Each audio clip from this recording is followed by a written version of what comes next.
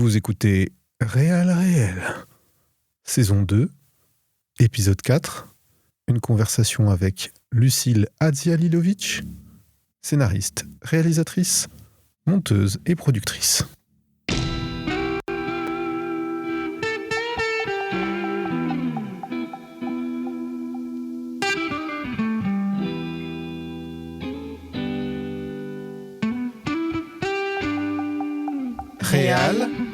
Réel.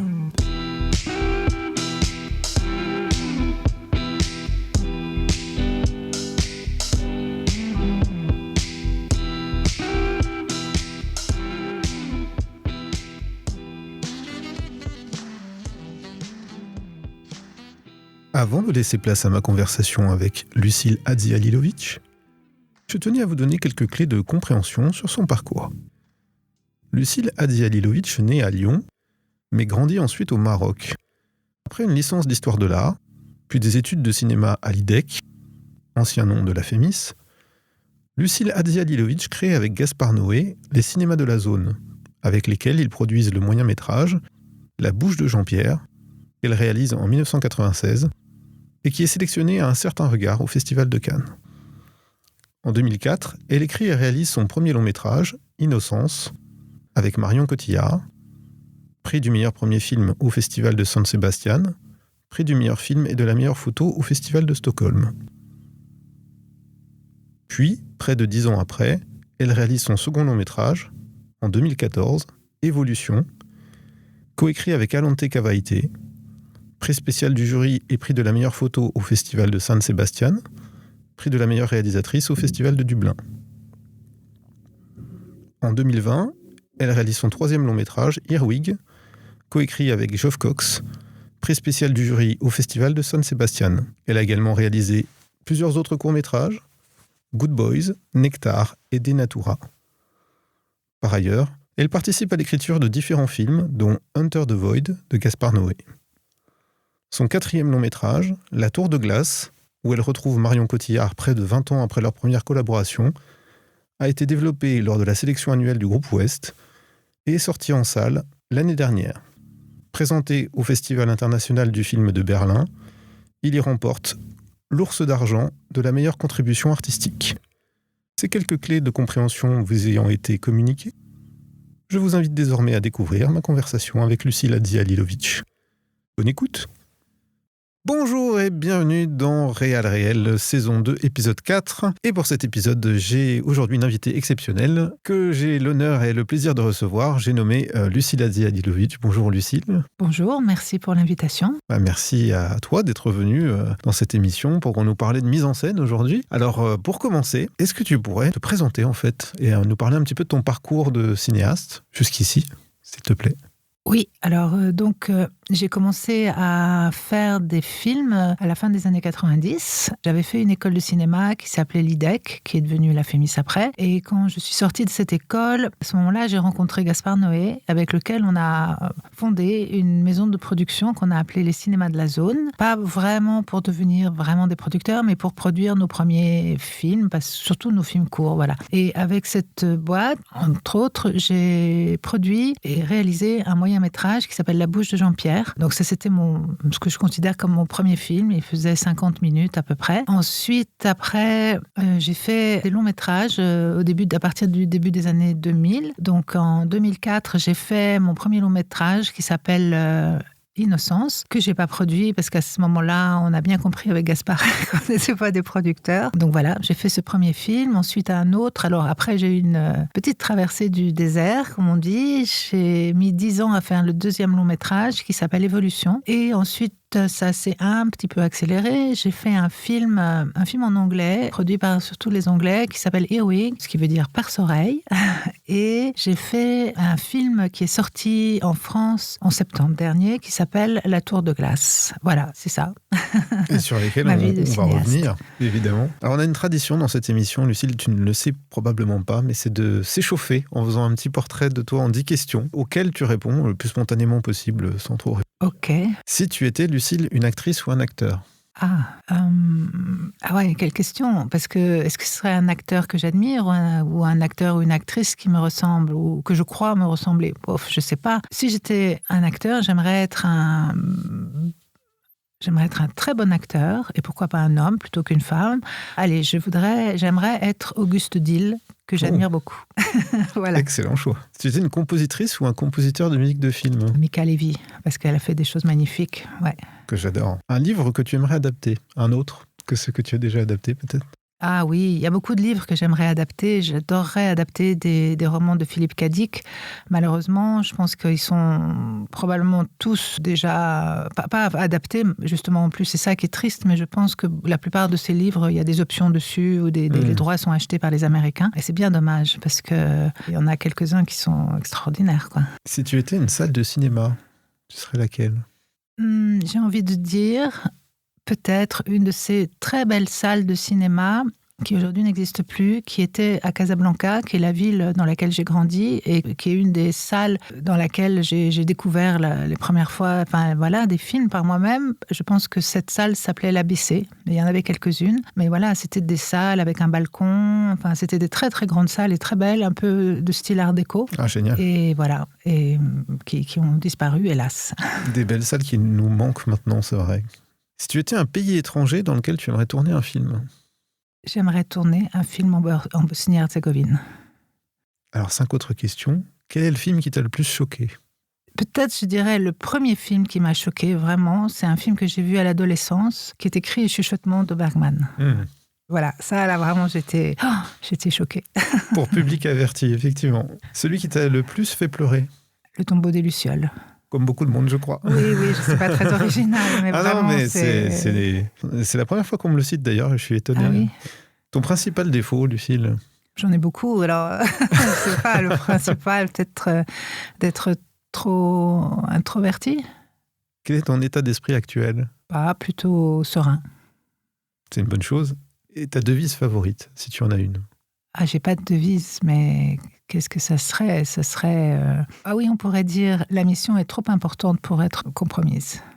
Si vous voyez d'où ça vient. Ouais, tout à fait, très bien. Et une petite question bonus, parce que je ne peux pas y couper. Quel est ton conte préféré, si tu devais en choisir un? La petite sirène d'Andersen. Très bien. Voilà, c'est la fin de cet échauffement.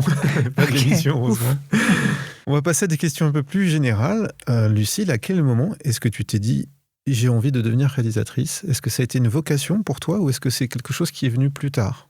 En fait, c'est venu très graduellement parce que vraiment me dire moi, je pourrais être une réalisatrice, c'était pas tout à fait évident par rapport à, je dirais, et mon caractère et peut-être mon environnement familial qui n'était pas du tout artistique. Mais quand j'étais adolescente, j'ai eu une amie avec qui on a commencé ensemble à aller au cinéma. C'était, on avait entre 13 ans et comme ça et 16 ans. Donc on allait au cinéma, donc dans cette ville de Casablanca dont j'ai parlé tout à l'heure. Et on a aussi commencé en même temps, on s'amusait à écrire des petites histoires, des choses comme ça. Et elle était très très cinéphile au départ, plus que moi. Et c'est elle qui m'a initiée en quelque sorte, ou qui m'a entraînée dans la cinéphilie. Donc c'est par la cinéphilie, c'est par l'amour des films et aussi la puissance que ça avait émotionnelle de voir des films dans des salles de cinéma, que petit à petit j'ai eu envie c'est venu progressivement. Donc peut-être après le lycée, j'avais découvert qu'il y avait une école de cinéma, donc cette école nationale qui s'appelait l'IDEC. À l'époque, il y avait très peu d'écoles privées, je crois. Mais bon, j'étais assez jeune et j'ai fait d'abord des études d'histoire de l'art, en fait, qui c'est aussi des choses liées à l'image. Puis, de fil en aiguille, j'ai essayé de passer le concours, je suis rentrée à l'IDEC. Voilà, c'est venu comme ça un peu progressivement, mais finalement assez tôt. Et je dirais pas mal grâce à cette amie, parce que sinon, je sais pas, peut-être je serais allée vers la littérature plutôt. Voilà. On est content que cette amie t'ait dirigée vers le cinéma, malgré elle. En tout cas, moi, je le suis. Alors, comment est-ce que naît l'idée ou le désir d'un film pour toi? Ça vient de choses mélangées un peu. En général, c'est pas une histoire qui vient. C'est même pas vraiment des personnages. Ça peut être une situation ou un début de situation. Ce sont aussi des images, des lieux ou des lieux un peu fantasmés. Je veux dire, pas forcément des lieux réels et des émotions Ouais, donc c'est un peu comme ça, un combiné de choses. Et puis à partir de là, voilà, j'essaye de creuser, de découvrir. C'est dans le brouillard au début, donc il faut traverser le brouillard. C'est une belle formule, ça, traverser le brouillard pour trouver le film. Quelle est la réalisatrice ou le réalisateur que tu admires le plus? Kubrick, c'est pas très original. Quoique aujourd'hui, je sais pas. Si. À ma grande stupéfaction, il y a quelque temps, je regardais quel était, comme ça, j'ai tapé sur Google, quel est le film le plus ennuyeux de l'histoire du cinéma. Ah bon?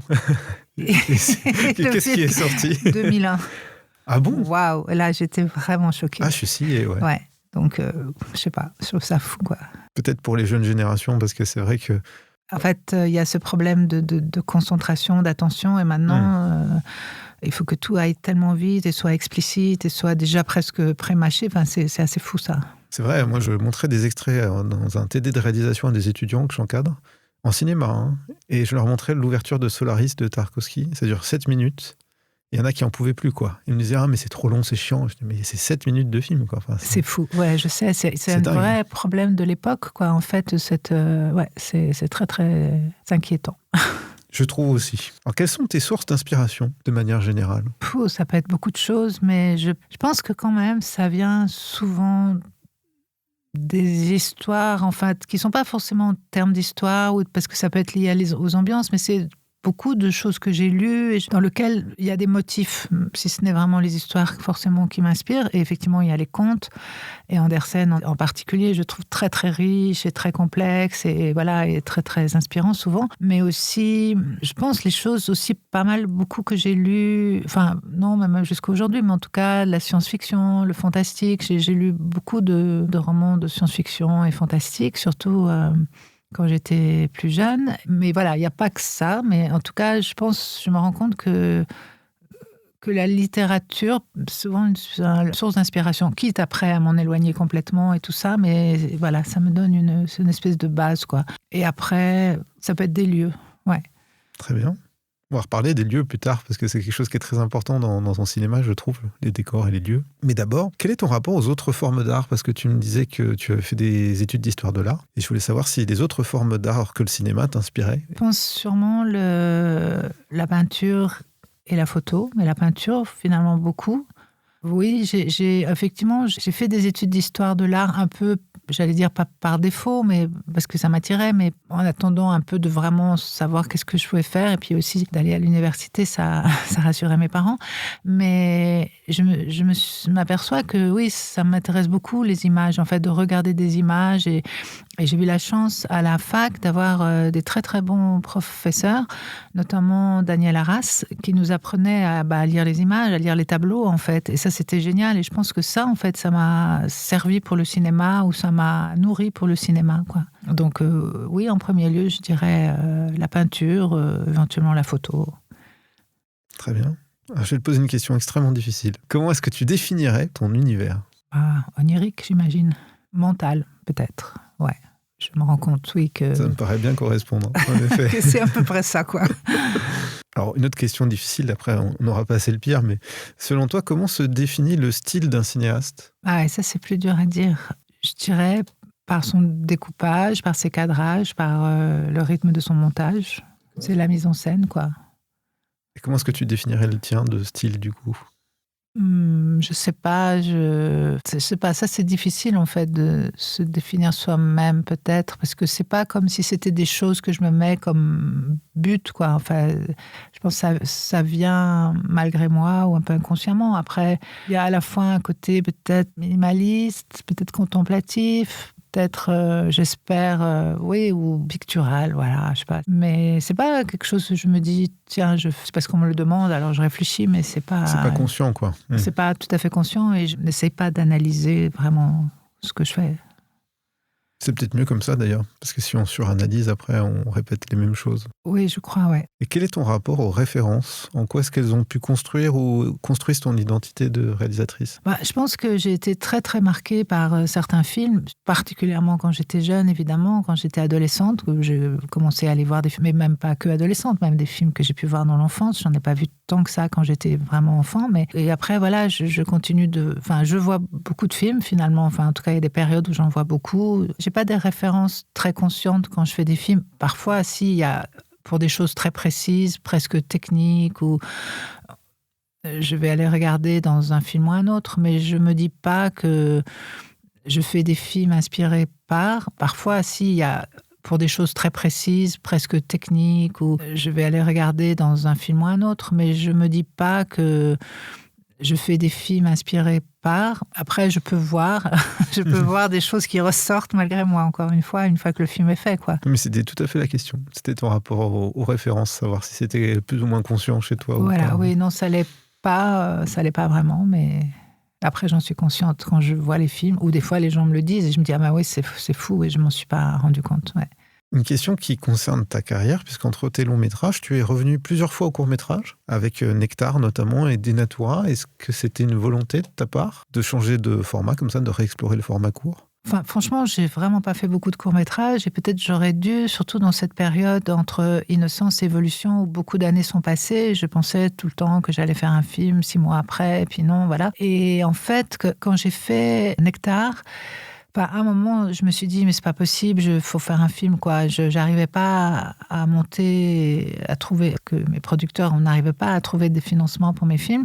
Et donc, du coup, j'ai fait ce film Nectar. Étrangement, on a trouvé plein d'argent. On a trouvé vraiment tout l'argent qu'on pouvait espérer trouver. C'est un film court de 17 minutes. C'était pour faire un film, quoi, en fait. Et puis ça a marché, on a finalement pu le faire et tout ça. Et ça m'a pris quand même pas mal de temps. Et c'est ça la difficulté avec les films. Ou alors faire des films très courts. Enfin, en tout cas, je trouve que c'est aussi beaucoup d'énergie et de temps pour faire des courts-métrages. Et c'est difficile aussi comment on vit pendant ce temps-là. Ça, c'est une autre question. C'est sûr. Mais du coup, je trouve que c'est dommage parce que c'est des formats, des durées super intéressantes. Et par exemple, je trouve que la durée d'un moyen-métrage, par exemple 40 minutes, je trouve que c'est une durée magnifique. Mais alors là, pour le coup, c'est assez difficile de financer ces films-là et de les montrer après, même dans les festivals et tout ça. Donc voilà. Denatura, c'est un tout petit court-métrage. Alors là, on m'avait proposé de participer à une résidence en Roumanie, dans un village. Et le principe, c'était que j'avais jamais été avant là-bas. Et donc, les gens viennent, on a une semaine,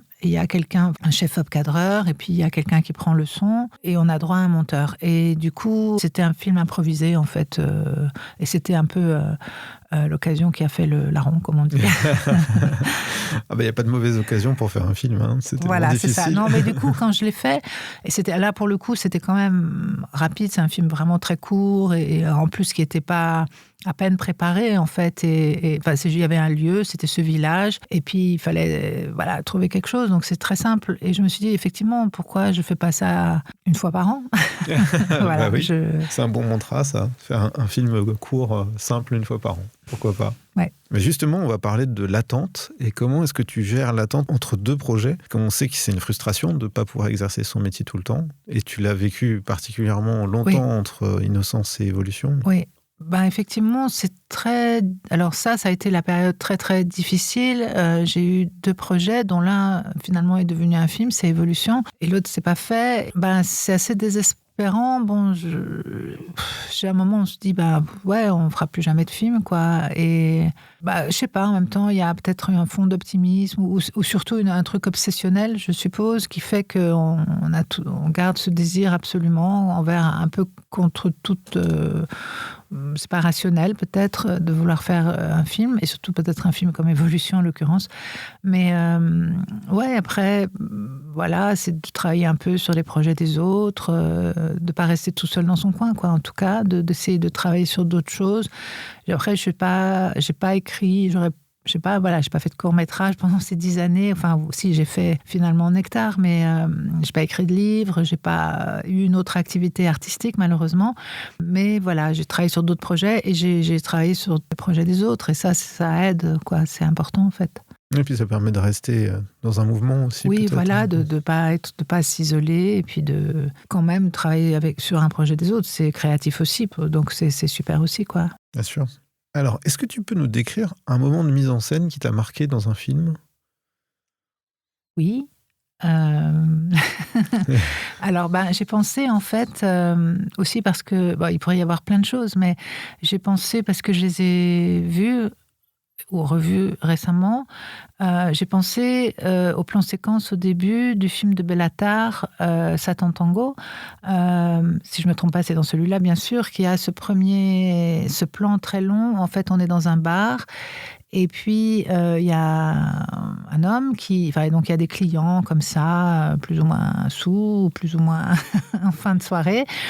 Et il va leur faire une espèce il va leur demander c'est presque une espèce de danse comme ça, mais archi minimale. En fait, il en prend un qui est la Terre, un autre qui est le Soleil, les planètes, et il les fait tourner les uns autour des autres, le personnage principal, en fait, en quelque sorte, du film. Et ça dure, je ne sais plus combien de temps dure le plan, mais c'est à la fois c'est très simple, c'est très fort, c'est très concret, et en même temps c'est comme une sorte de prologue au film et de comment en fait les choses fonctionnent les unes par rapport aux autres, et ça, voilà, c'est comme une espèce de commentaire presque sur le film, mais c'est très poétique aussi et très touchant, parce que la façon dont ces gens se tiennent, dont ils bougent, dont ils se laissent manipuler ou pas, ou ils se mettent dans le jeu, et la caméra, et aussi il y a la musique, en fait, un moment qui arrive, qui est comme le thème du film, un des thèmes du film, qui est très très beau. Il est très fort aussi pour les musiques, pour les bandes son, Béla Tarr. Donc j'ai envie de dire aussi le son chez Béla Tarr de manière générale. Oui, c'est vrai. Les choix de musique, les choix de son, de bande son, et le mixage aussi. Je trouve que souvent ces films sont mixés, c'est incroyable comment sont mixés ces films, et voilà, donc je dirais ça. Je crois que c'est l'ouverture des Harmonies Werkmeister. Ah oui, c'est ça, j'ai eu un petit doute, j'ai dit une bêtise. Donc oui, c'est l'ouverture des Harmonies Werkmeister et pas de Satan Tango. Comme j'ai tout revu en même temps, je mélange des fois un peu les choses.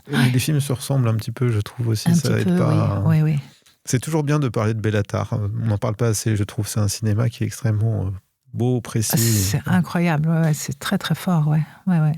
Mais on reparlera de mixage ensemble, parce que je trouve que le mixage de tes films est extrêmement beau aussi et très précis. Ça ne m'étonne pas que ça soit quelque chose qui te parle, en fait, auquel tu sois sensible, parce que c'est extrêmement bien mixé, je trouve. Super, merci. Merci pour mes mixeurs. Alors, une question qui pour l'instant n'a rien à voir, mais selon toi, est-ce qu'un film doit obligatoirement être personnel pour être réussi ? Non, je ne crois pas, en fait. Non, je pense qu'il y a des films qui répètent des formules, et qui sont très forts et très réussis, et peut-être ça vient des talents collectifs de ceux qui ont fait le film. Je sais pas, comme ça, je pense que dans le cinéma, on va dire justement le film hollywoodien, industriel, qui n'est pas forcément toujours, même si certains c'était des auteurs, venaient en fait d'une combinaison de choix, d'un producteur, mais aussi peut-être d'une équipe, etc. Oui, non, je pense pas nécessairement. Et du coup, est-ce que tu penses qu'il faut avoir absolument pris part à l'écriture d'un film pour en faire quelque chose de personnel ? Ouais, quand même un peu, je dirais. C'est-à-dire que ça dépend peut-être comment on écrit le scénario, mais de toute manière, quand on a les lieux et qu'on fait le découpage, ça devient une réécriture, c'est sûr. Donc peut-être ça suffit, cette réécriture-là, éventuellement. Voilà. Ça dépend. Selon toi, quelle est la plus grande qualité que doit posséder un réalisateur ou une réalisatrice ? La ténacité. Je crois que c'est important. Ouais. Ça va l'être de plus en plus, j'ai peur de ça. À quel point est-ce que tu penses au public lorsque tu crées un film ? En fait, je pense que le public auquel je pense, c'est un public qui me ressemble, probablement, ou des gens qui sont des gens que je connais, qui ont aimé mes films. C'est-à-dire que je me dis pas, je vais faire un film pour le public. Ça, je sais pas ce que ça voudrait dire, et je sais pas. Soit c'est des gens que je m'imagine parce que je les ai rencontrés, des gens qui ont aimé mes films, ou sans doute des gens qui sont un peu des spectateurs comme moi, finalement, parce que c'est ça ma boussole, c'est de me dire un peu, moi, qu'est-ce que j'aime voir au cinéma. Il y a des choses que j'aime voir et que je serais incapable de faire, c'est pas ça, mais disons, voilà. Après, je pense que les gens qui disent oui, je veux faire pour un plus large public, je me demande ce que ça veut dire. Je trouve ça un peu... je sais pas ce que ça veut dire. Ouais, je suis d'accord avec toi, on n'est pas dans la tête des spectateurs, finalement. Non, donc c'est ça, ouais. C'est très compliqué. Et on est souvent surpris, en fait, de la façon dont les uns et les autres reçoivent les films. Alors, quel est ton rapport à la critique ? Parce que je sais qu'elle n'a pas été tendre avec toi. Ouais, juste je veux dire une chose par rapport au public, c'est que quand même, justement, parce que des fois on dit que mon cinéma, il est hermétique et tout ça, en fait, vraiment, on essaye avec le chef-op, le cadreur, avec la script, avec le monteur, évidemment, après, à être le plus clair possible d'une certaine manière. Donc, bien sûr, il y a des choses que je cache volontairement, ou des choses je me dis c'est trop lourd de les dire, ou voilà. Et puis, il y a une part de mystère qui me semble excitante, mais on pense au public dans le sens d'essayer d'être clair avec ce qu'on a obtenu. Voilà, je voulais dire ça quand même. Pour la critique... franchement, j'ai eu les deux, quoi. Donc ça va, j'ai eu des super belles critiques sur mes premiers films et des terribles, des vraiment terribles. Je pense à certaines terribles, effectivement. Et quand elles sont vraiment terribles, c'est plutôt rigolo, quoi, parce qu'on se dit que ça fait un effet quelque part. Le film, peut-être pas celui qu'on imaginait, mais voilà. Ouais, ça va, franchement, je me sens pas mal avec ça. Peut-être ce qui est rigolo, c'est que je sais qu'on peut être très maltraité par la critique dès le début, donc je m'attends pas à faire ni l'unanimité, enfin voilà, je m'attends à ce que ce soit un peu polarisé éventuellement. Et après, franchement, je trouve que en particulier sur mon dernier film, mais même déjà avant, j'ai vraiment... en France et dans d'autres pays où le film est sorti et été montré, une très très très très bonne presse, quoi. Voilà, donc bon. Tant mieux. Tant mieux. Mais du coup, est-ce que tu les lis, les critiques? Un peu, ouais, quand même. Oui, je les lis. Je les lis. Je les lis.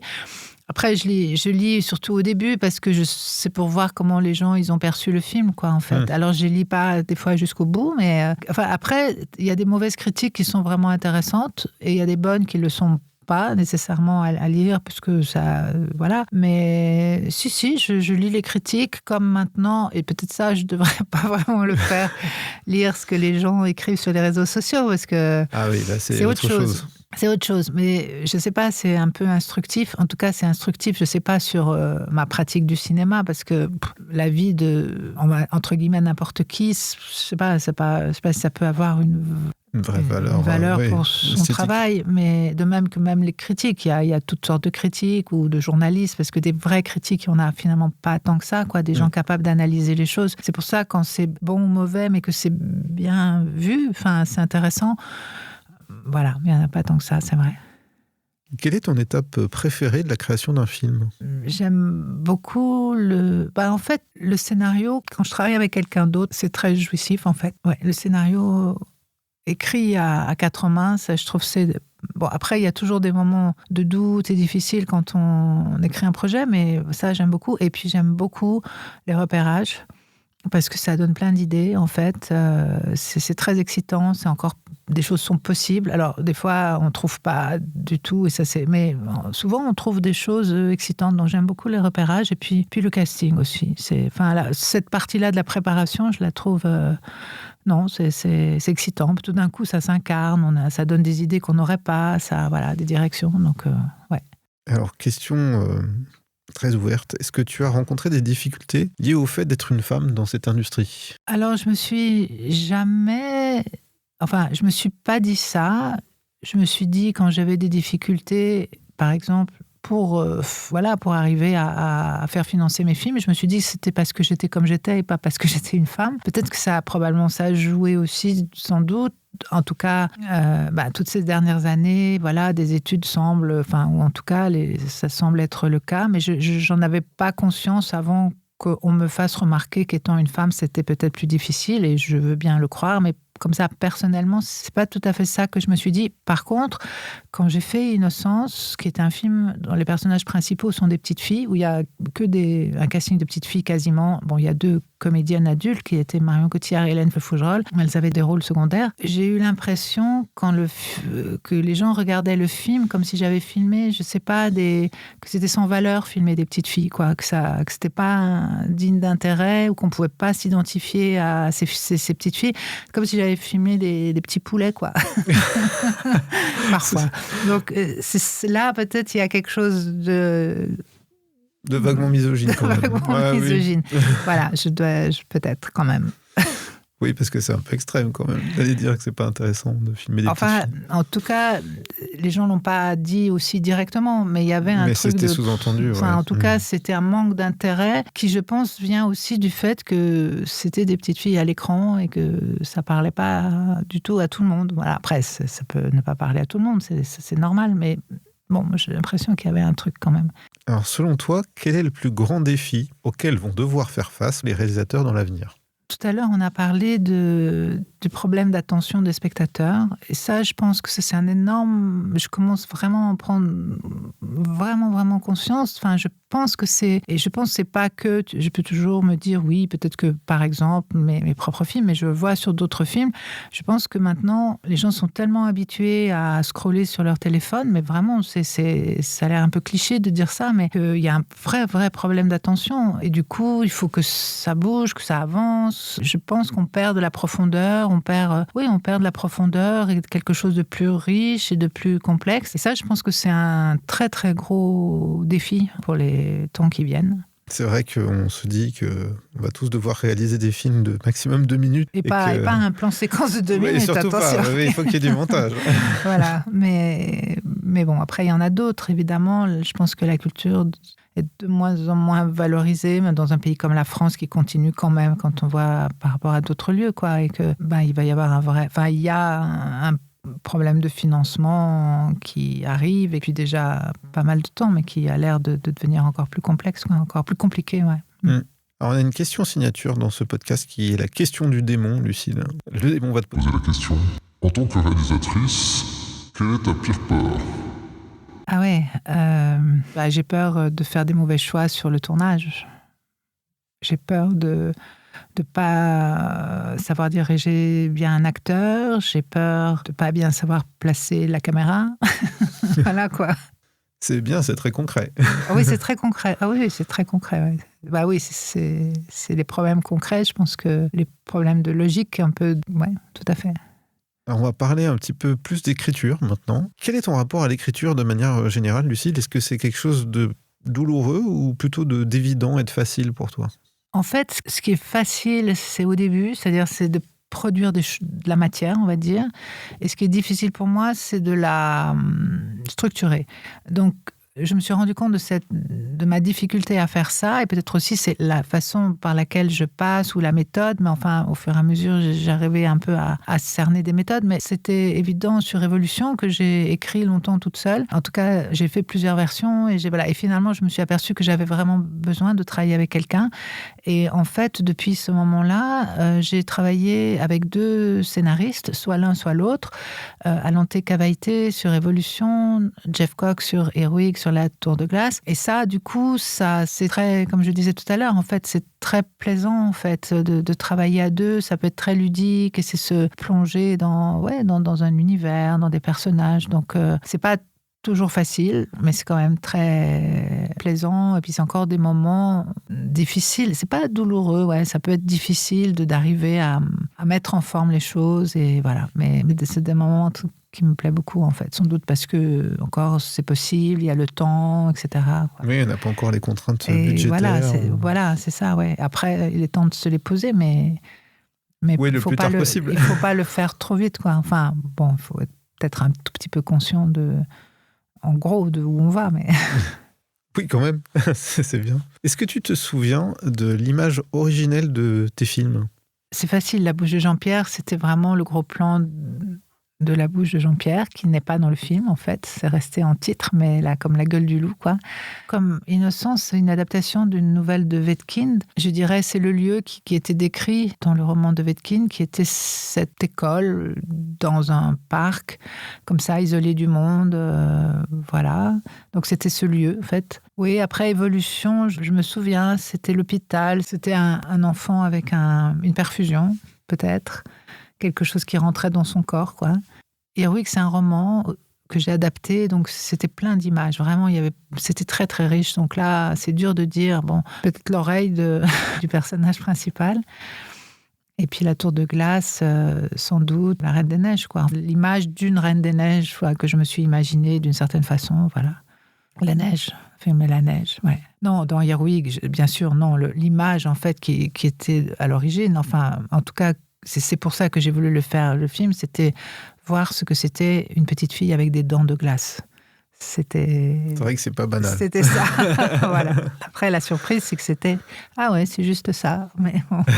Justement, tu parles d'adaptation, puisque tu en as fait plusieurs. J'en ai fait 2, ouais. Qu'est-ce que tu trouves comme plaisir dans l'adaptation que tu ne trouves pas dans le scénario original, ou vice-versa d'ailleurs ? Bon, par exemple, dans Innocence, c'est vraiment un livre qui est venu à moi. C'est-à-dire qu'une amie m'a donné à lire le roman de Vetkin qui s'appelait Minéa, l'éducation corporelle des jeunes filles. Et là, c'était comme un monde, comme de la matière qu'on me donnait qui m'a complètement fascinée, touchée, bouleversée, etc. Et en même temps, je me suis sentie très libre d'en faire ce que je voulais. Et ensuite, comme j'ai beaucoup galéré à écrire Évolution, qui est un scénario original, en fait, j'avais commencé même avant Innocence. Et bon, avant de travailler avec Alanté sur ce film, après ça, je me suis dit, ça serait bien que j'adapte quelque chose qui existe, où il y a déjà une histoire, puisque ce qui m'est le plus difficile à fabriquer, moi, c'est, on va dire, une histoire au sens un peu classique. Voilà. Donc, je cherchais dans ce que je lisais des choses. Et encore une fois, avec Earwig, c'est venu à moi, quoi. C'est-à-dire que justement, Jeff Cox, avec qui j'ai écrit le scénario, il m'a fait découvrir Earwig, le roman de Brian Catling. Et là, c'était une évidence aussi. Enfin, il me l'a fait découvrir parce qu'il a pensé que ça allait me parler beaucoup, quoi. Donc, ce qui était bien avec Earwig, c'est qu'il y avait un parcours, il y avait une sorte d'histoire, quoi. Enfin, il y avait plein d'histoires, en fait, dans le roman. Donc, on en a choisi un peu une, en quelque sorte. Voilà, et ensuite, c'est plutôt des inspirations lointaines. Ça me donne des bases. Par exemple, avec La Tour de Glace, au début, je pensais que peut-être j'allais faire une adaptation de La Reine des Neiges d'Andersen. Ça m'a servi de base. Mais en fait, à l'arrivée, il n'y a plus rien de La Reine des Neiges d'Andersen. Il n'y a plus du tout une adaptation. C'est vraiment juste l'idée d'une Reine des Neiges. Et encore, la mienne, elle ne ressemble pas à celle d'Andersen, mais... Disons, ça me rassure parce que je me dis, il y a il y a déjà un peu une histoire, quoi. Voilà. Après, peut-être je change les personnages, je change les lieux, plein de choses peut-être, mais voilà, ça me... Alors, il y a deux choses que moi je remarque dans tes histoires souvent, c'est que une forme de narration un peu cyclique, on revient souvent un peu au point de départ, mais d'une manière différente, des histoires. Oui. Et aussi, il y a un travail, ça me paraît évident, sur la frontière assez fine qui sépare le réel de l'imaginaire. Est-ce que tu peux nous en dire un petit peu plus sur ton goût pour ces dispositifs-là ? Oui, c'est sûr que ce qui me plaît beaucoup, c'est les récits, c'est les choses qui sont entre le réel et la fantaisie. Et justement, par exemple, par rapport à La Reine des Neiges, ou à La Tour de Glace plutôt, La Tour de Glace, ça me plaisait de partir de la réalité et puis de glisser à un moment, il y a le prétexte qui est encore réel d'un film dans le film, et à partir de là, de pouvoir partir dans l'imaginaire, qui est sans doute l'imaginaire de la jeune fille, de la protagoniste du film, qui mélange, qui s'invente des choses à partir de choses qu'elle voit. Ou dans Innocence, en fait, il y a des éléments vraiment... pas possible réellement, mais aussi c'est très simple et très concret, très réel. Et ça me plaît beaucoup ce côté. Alors des fois les gens disent c'est du surréalisme, je sais pas. Et la difficulté c'est que c'est dur de mettre une étiquette dessus. C'est une forme de fantastique, mais je dirais que c'est une forme d'onirisme.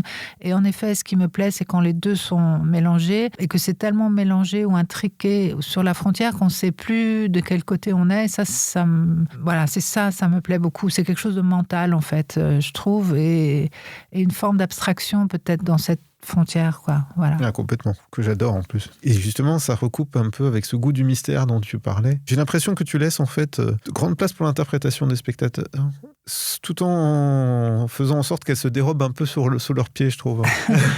Alors, des fois, je ne me rends pas compte à quel point les gens ont du mal à attraper les indices à l'avance. Quoique, quand je parlais tout à l'heure de fait qu'on réfléchit beaucoup, est-ce que le spectateur peut arriver à comprendre, à pas comprendre, à quel moment lui donner les informations et tout ça, avec les monteurs notamment, ou avec les scénaristes. Mais en fait, aussi, moi, en tant que spectatrice, j'aime beaucoup quand il y a une part du film qui m'échappe, parce que ça me reste plus longtemps, parce que je dois me projeter plus dedans, et ça me... Voilà. Alors qu'une fois, j'ai tout compris, tout est clair, l'image est claire, le message, quand des fois les gens ils font des films avec des messages. Oui, c'est vrai. C'est bizarre, mais ça existe beaucoup. Et quand je trouve ça ennuyeux en fait. Donc j'ai l'impression que les spectateurs, ou en tout cas ceux de mes films, ils vont aimer être un peu perdus, ils vont aimer justement ce mystère. Et aussi, comme c'est souvent des personnages, soit d'enfants, soit de gens jeunes, ou dans le cas d'Earwig, un homme qui est lui-même complètement confus, perdu entre le réel, les souvenirs et ses délires, quoi. J'essaye de mettre le spectateur dans la peau de ce personnage-là, donc de le perdre aussi. J'ai l'impression que c'est excitant, moi, en fait. Par exemple, sur Earwig, j'étais surprise quand même à quel point un certain nombre de gens ne comprenaient rien. Je me suis dit, mais quand même... quand même... Il y a des clés, quand même. Quand même, il y a des choses. Alors, je pense que c'est très excitant, le mystère, quoi. Après, j'ai l'impression que je donne des indices. Alors peut-être que des fois, je me dis, j'ai peur de les donner. Je me dis, ils vont tout de suite comprendre et ça va être ennuyeux. Donc j'essaye de retenir. Et c'est là où c'est utile d'avoir un monteur, un scénariste, des spectateurs de films quand on est en montage qui en fait ne voient pas ce que je croyais qui était évident. Enfin voilà. Mais je trouve ça excitant et voilà. Et j'essaye de faire plaisir à l'avance aux spectateurs, mais il y en a qui n'aiment pas ça. C'est une question d'équilibre, je pense. Et puis... Sûrement. Et de spectateurs, comme on disait, on ne peut pas être dans leur tête. Mais... Ouais, non, c'est sûr, ouais. Est-ce que tu peux nous parler un peu de ta collaboration avec tes co-scénaristes, justement ? Est-ce que vous avez une méthode de travail particulière en commun ? Avec Alante Cavaité, qui est réalisatrice, mais qui est aussi scénariste et monteuse. Disons, peut-être c'est plus méthodique avec elle. Après aussi, donc j'ai d'abord travaillé avec elle sur Révolution, donc il y a déjà pas mal de temps. Et quand j'étais arrivée j'avais déjà un scénario, en fait. J'avais déjà beaucoup de matière qui ne marchait pas très bien, mais du coup, notre méthode, ça a été comme c'était un monde inventé, un monde imaginaire, mais ça aurait pu être le cas sur un monde réel aussi, mais encore plus sur un monde imaginaire comme ce monde d'évolution, c'était de se donner les règles de ce monde, c'est-à-dire d'essayer de le rendre à l'intérieur de son délire, on va dire, le plus cohérent possible, et même de se raconter plein de détails, et à partir de là, ça nous a permis de trouver l'histoire, en fait, de remettre l'histoire d'aplomb, ou de trouver les bons rails pour ça. Donc ça, c'était une forme de méthode, et après, avec elle, on travaille beaucoup sur la structure, un peu avec plein de gens font ça, avec des cartes, en fait, avec des systèmes de fiches, ou comme ça, on va pas trop vite à écrire. Voilà, on travaille plus sur la structure et je pense que son côté monteuse aussi, on fait déjà du montage évidemment, mais très consciemment, on va dire. Voilà, après, Jeff, c'est un peu différent. On parle beaucoup des personnages et de leur trajet émotionnel. Avec Alante aussi, effectivement, mais disons, c'est un peu différent. Oui, avec Jeff, je dirais, c'est d'abord beaucoup se parler des personnages et de découvrir qui ils sont et de qu'est-ce que c'est les émotions qui les traversent. On parle beaucoup de leurs émotions, voilà. Et après, maintenant, surtout après toutes ces expériences, un peu, je comprends que plus tard, on se met à rédiger, à écrire, mieux c'est, quoi. Je pense qu'il faut il faut faire très attention avec... après, il y a des gens qui vont très vite écrire des continuités dialoguées. Bon, en plus, je n'écris pas beaucoup de dialogues et mes films n'avancent pas tant que ça par les dialogues. Mais non, c'est vraiment de retenir ce moment-là parce qu'après, je trouve qu'on est vraiment prisonnier des mots et que ça, c'est un peu dangereux, en tout cas en ce qui me concerne. Et quand il s'agit d'écrire, vous écrivez à 4 mains ou c'est... Alors, avec Alante, plutôt, oui. Elle veut vraiment qu'on avance ensemble. Après, Évolution, c'était un peu spécial parce que j'étais arrivée tard, mais quand même, après, j'ai créé un autre scénario avec elle qu'on n'a pas réussi à monter. Et puis, je retravaille avec elle maintenant. Oui, c'est un peu un travail à 4 mains, d'y aller ensemble. Avec Jeff, en fait, Jeff est anglophone, il comprend très bien le français, mais il ne l'écrit pas. Et moi, je comprends l'anglais, mais je ne l'écris pas assez bien. Donc, par exemple, quand on a... Ce qui s'est passé sur Earwig, donc on a beaucoup parlé en anglais, un peu en français comme ça. Après de ça, moi j'ai fait des plans en fait. Et surtout les dialogues, il les a écrits directement lui en anglais. Et peut-être il y a des parties qu'il a rédigées. Et moi je disais des choses. C'est plus lui qui a rédigé, voilà. Et puis les dialogues, on en a parlé évidemment, mais il les a écrits directement évidemment en anglais. On n'allait pas passer par le français. Et à l'inverse, pour La Tour de Glace, qui est en français, il a aussi pas mal contribué au dialogue qu'il me disait en anglais. Enfin, on a travaillé ensemble, hein, mais je veux dire, après, c'est moi qui ai rédigé, puisque c'était en français. Voilà, donc c'est comme ça, en fait. Très intéressant. Et justement, on parle de La Tour de Glace, mais tu as fait partie de la sélection annuelle du groupe Ouest avec ce projet ? Oui.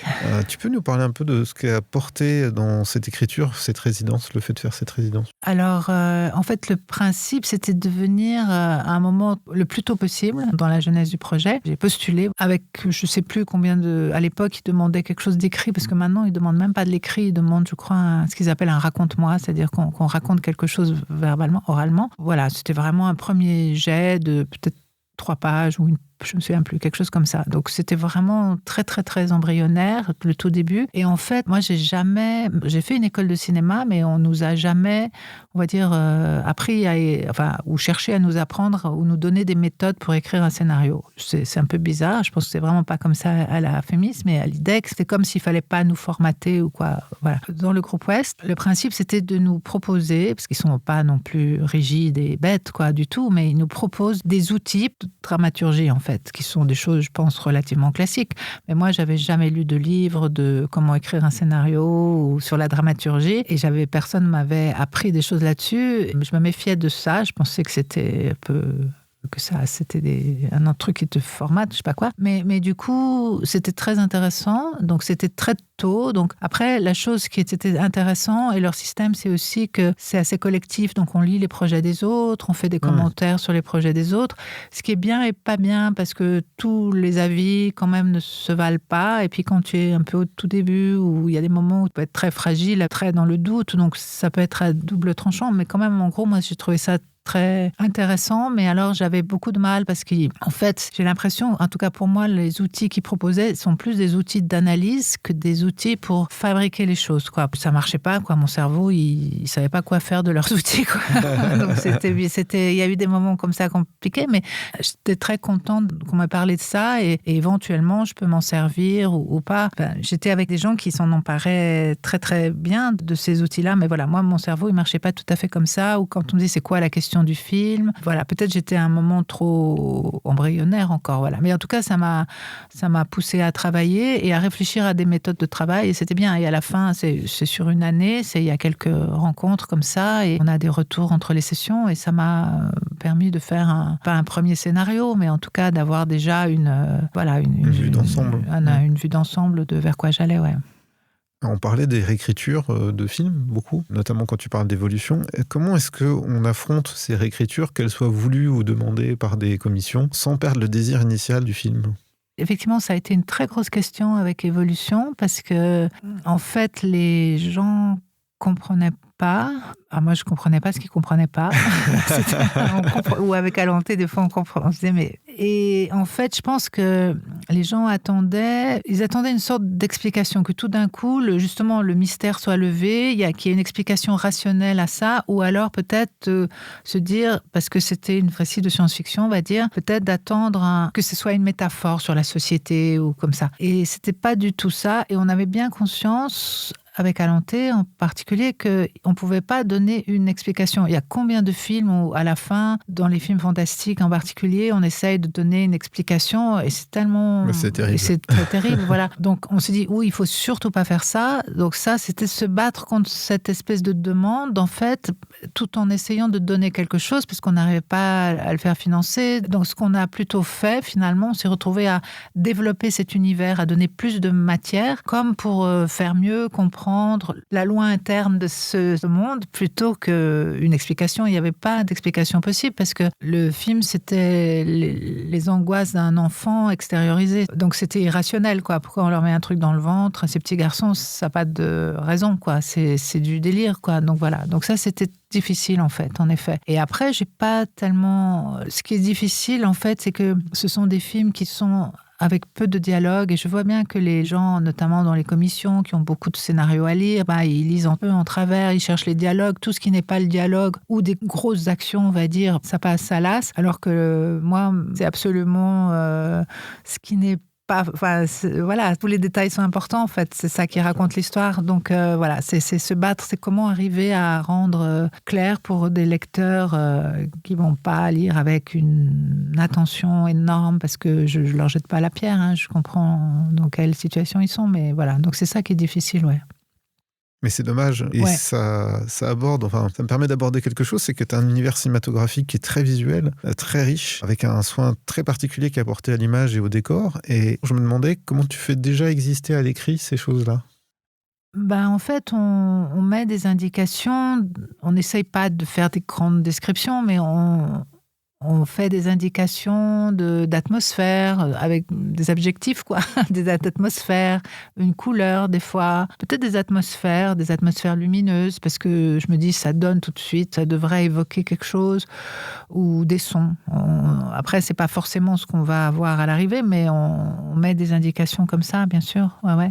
Tout en essayant d'être simple et pas trop long. Enfin, voilà, quoi. Oui, c'est la difficulté Ouais, de ouais, ne ouais. pas se Mais perdre bon, dans des ça, grandes descriptions. c'est un travail d'écriture qui est plaisant aussi, et notamment avec Alonté, puisqu'on écrit toutes les deux en français, quoi. Puis même avec Jeff aussi, parce qu'il est aussi très précis dans le choix des mots et tout ça. Non, donc on fait très attention. Enfin, c'est du travail, ouais, d'arriver à rendre sensible ça, mais c'est ce qu'on essaye de faire, quoi. Alors je remarque, c'est mon analyse personnelle, hein, qu'il y a beaucoup de thématiques qui reviennent à travers tes films. Bah, l'innocence, comme dans Innocence, l'enfance, l'enfermement aussi, et la Mhm. métamorphose. Et est-ce que tu as, je trouve, un attrait particulier pour le récit d'initiation? Comment tu expliques ça en fait? D'où est-ce que ça te vient?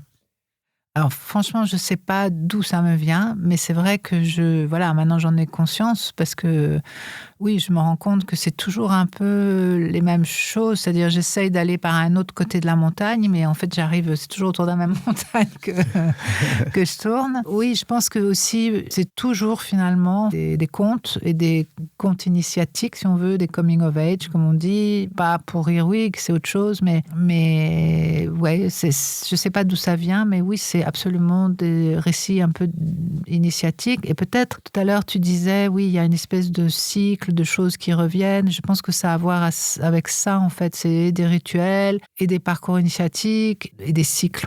Ouais. Je sais pas pourquoi, mais c'est vrai que c'est une forme narrative, en fait, peut-être c'est une manière de structurer des choses qui sont de l'ordre de la sensation, de l'émotion, et que ça me permet d'avoir quelque chose comme ça qui me guide, quoi. Oui, puis il y a peut-être une métaphore, enfin je me lance dans des analyses là, mais je veux dire, il y a peut-être une métaphore de Oui, la nature, de la vie. ouais, tout à fait. Ça me semble être naturel qu'il y ait des cycles, quoi. Enfin, que c'est des choses qui reviennent comme un éternel retour, mais des Qui cycles, évolue. mais avec une évolution, quoi. Ouais, ouais, tout à fait. On va parler un peu de préparation maintenant, puisqu'on a parlé d'écriture, et de production, puisque effectivement, tu l'évoquais au départ, tu avais fondé avec Gaspard Noé les cinémas de la zone. Quel rapport tu entretiens avec la production de manière générale, maintenant que tu ne produis plus tes films toi-même, en fait? Évidemment, la production, comme on produit un film, ça détermine le film beaucoup.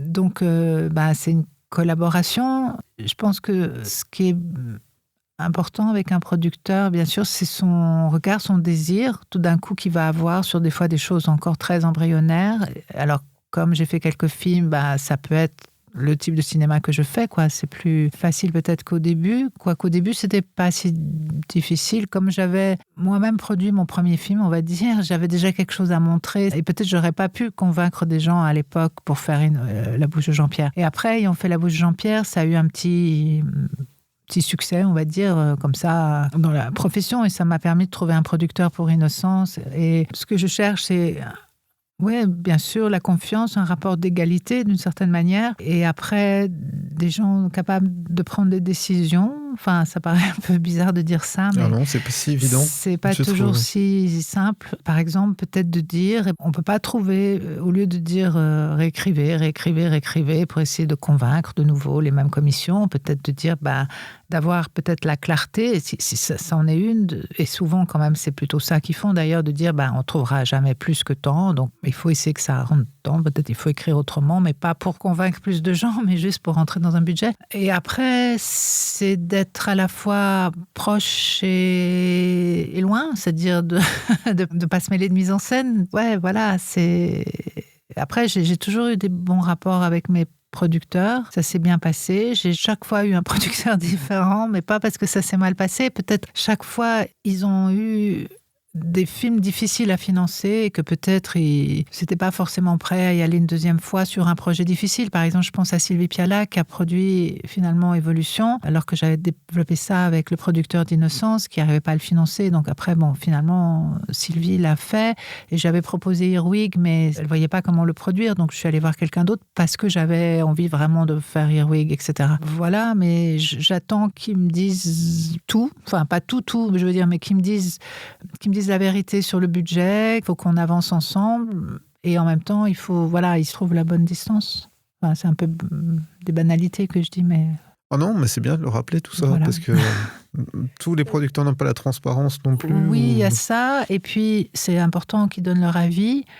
Mais je trouve ça délicat, des fois, les avis, on va dire les avis artistiques, si on veut. C'est important qu'on fasse le même film, d'une certaine manière. Et après, leur avis, il est important, mais leur avis artistique, je dirais, mais pas plus, forcément, pas parce qu'ils sont producteurs, ils auraient un avis plus important. Mais voilà, donc ça, c'est ça, des fois, qui peut être délicat, parce que c'est vrai qu'aussi, on peut être un binôme très proche, quoi.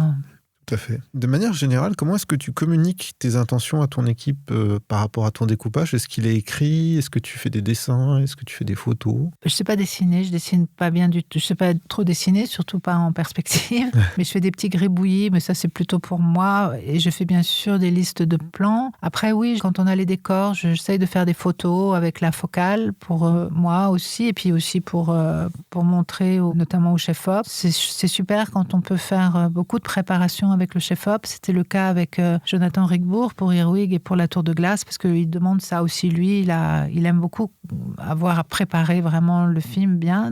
D'autres chefs-op aiment moins ça, ou se sentent pas forcément ça nécessaire. Peut-être parce que Jonathan est très intéressé par la mise en scène, pas dans un mauvais sens, mais dans un sens vraiment, il se pose des questions de mise en scène. Enfin, on se les pose ensemble et du coup, ça, voilà. Oui, c'est par des photos. Après, pour les autres poste, c'est des images, des références un peu qu'on cherche précises pour dire, voilà, c'est un peu comme ci ou un peu comme ça, des références des fois de lumière sur des trucs de peinture ou de film ou de texture ou de décors. Voilà, sur les décors, oui, des fois, avant d'avoir les décors, je cherche beaucoup d'exemples en disant, voilà, je cherche des trucs comme ça ou comme ça. Voilà, donc ça, c'est... Ouais.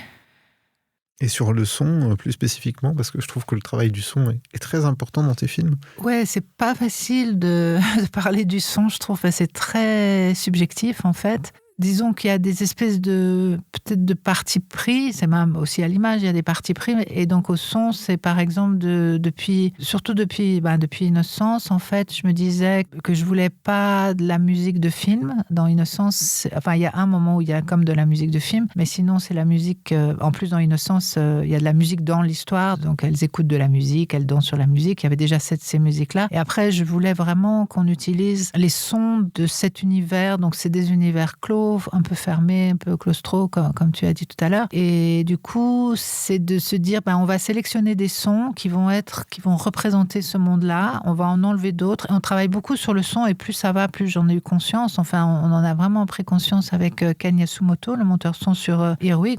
On travaillait sur la soustraction, c'est-à-dire d'en enlever et de garder que certaines choses et de mettre très peu de sons. Et du coup, il fallait trouver les bons sons, d'autant plus.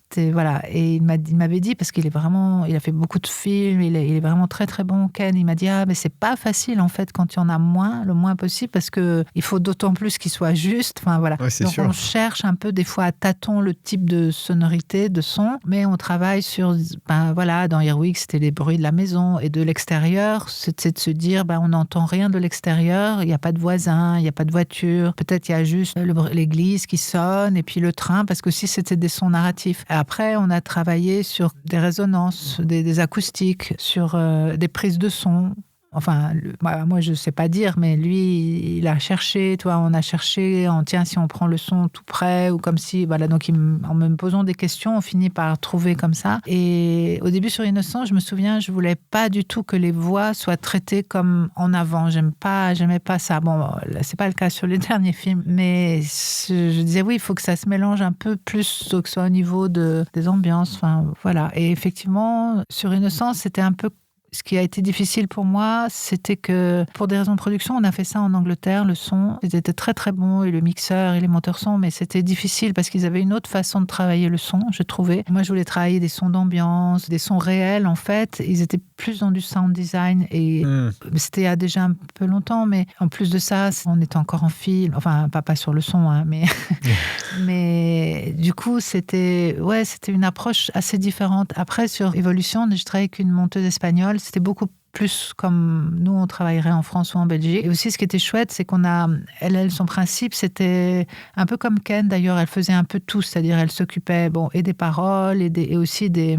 D'ailleurs, ça aussi, des fois, surtout dans mes films où il n'y a pas beaucoup de paroles, de dire oui, il y a un monteur de paroles, je comprends quand il y a beaucoup de paroles directes à nettoyer, c'est un boulot particulier, mais j'aime pas trop ce découpage en différentes strates, et aussi les bruitages, par exemple. Par exemple, Ken, sur La Tour de Glace, c'est lui qui a fait les bruitages, et j'ai trouvé ça super que ce soit pas comme ça séparé. Oui, parce qu'il crée tout l'univers sonore voilà, du film. Exactement. Finalement. Et la monteuse espagnole, elle faisait ça aussi en fait, et ça c'était très bien. Et aussi, ce qui je trouve terrible, c'est cette séparation. On fait le montage image, après on fait le montage son. Alors je comprends bien sûr que c'est compliqué de reprendre sans arrêt quand on fait des changements d'image, mais quand même il faut que le son il vienne, que ce soit plus imbriqué. Et donc avec Ken, où il a accepté beaucoup de commencer à monter des séquences, à travailler le son sur certaines séquences, parce que ça nous aidait, nous, à monter l'image aussi, en fait, à savoir qu'est-ce que ça allait donner. On ne pouvait pas attendre que d'avoir fait l'image pour ensuite faire le son. Donc voilà, ça c'est, c'est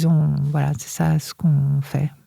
Alors on sait que, toujours en parlant de préparation, que réaliser, ça demande beaucoup d'énergie, qu'il y a beaucoup de fatigue physique et mentale quand on réalise. Est-ce que tu te prépares physiquement d'une manière particulière avant de tourner ? Idéalement, il faudrait qu'on arrive en forme, mais comme on est dépassé par la phase de la préparation, c'est très très fatigant et mentalement, et c'est flippant parce que des fois on ne sait même pas si vraiment on va finir par faire le film, on n'a pas toutes les réponses d'argent, et en même temps c'est tellement important la préparation, du coup je sais pas, non, j'ai pas de truc particulier, quoi. On y va comme on peut.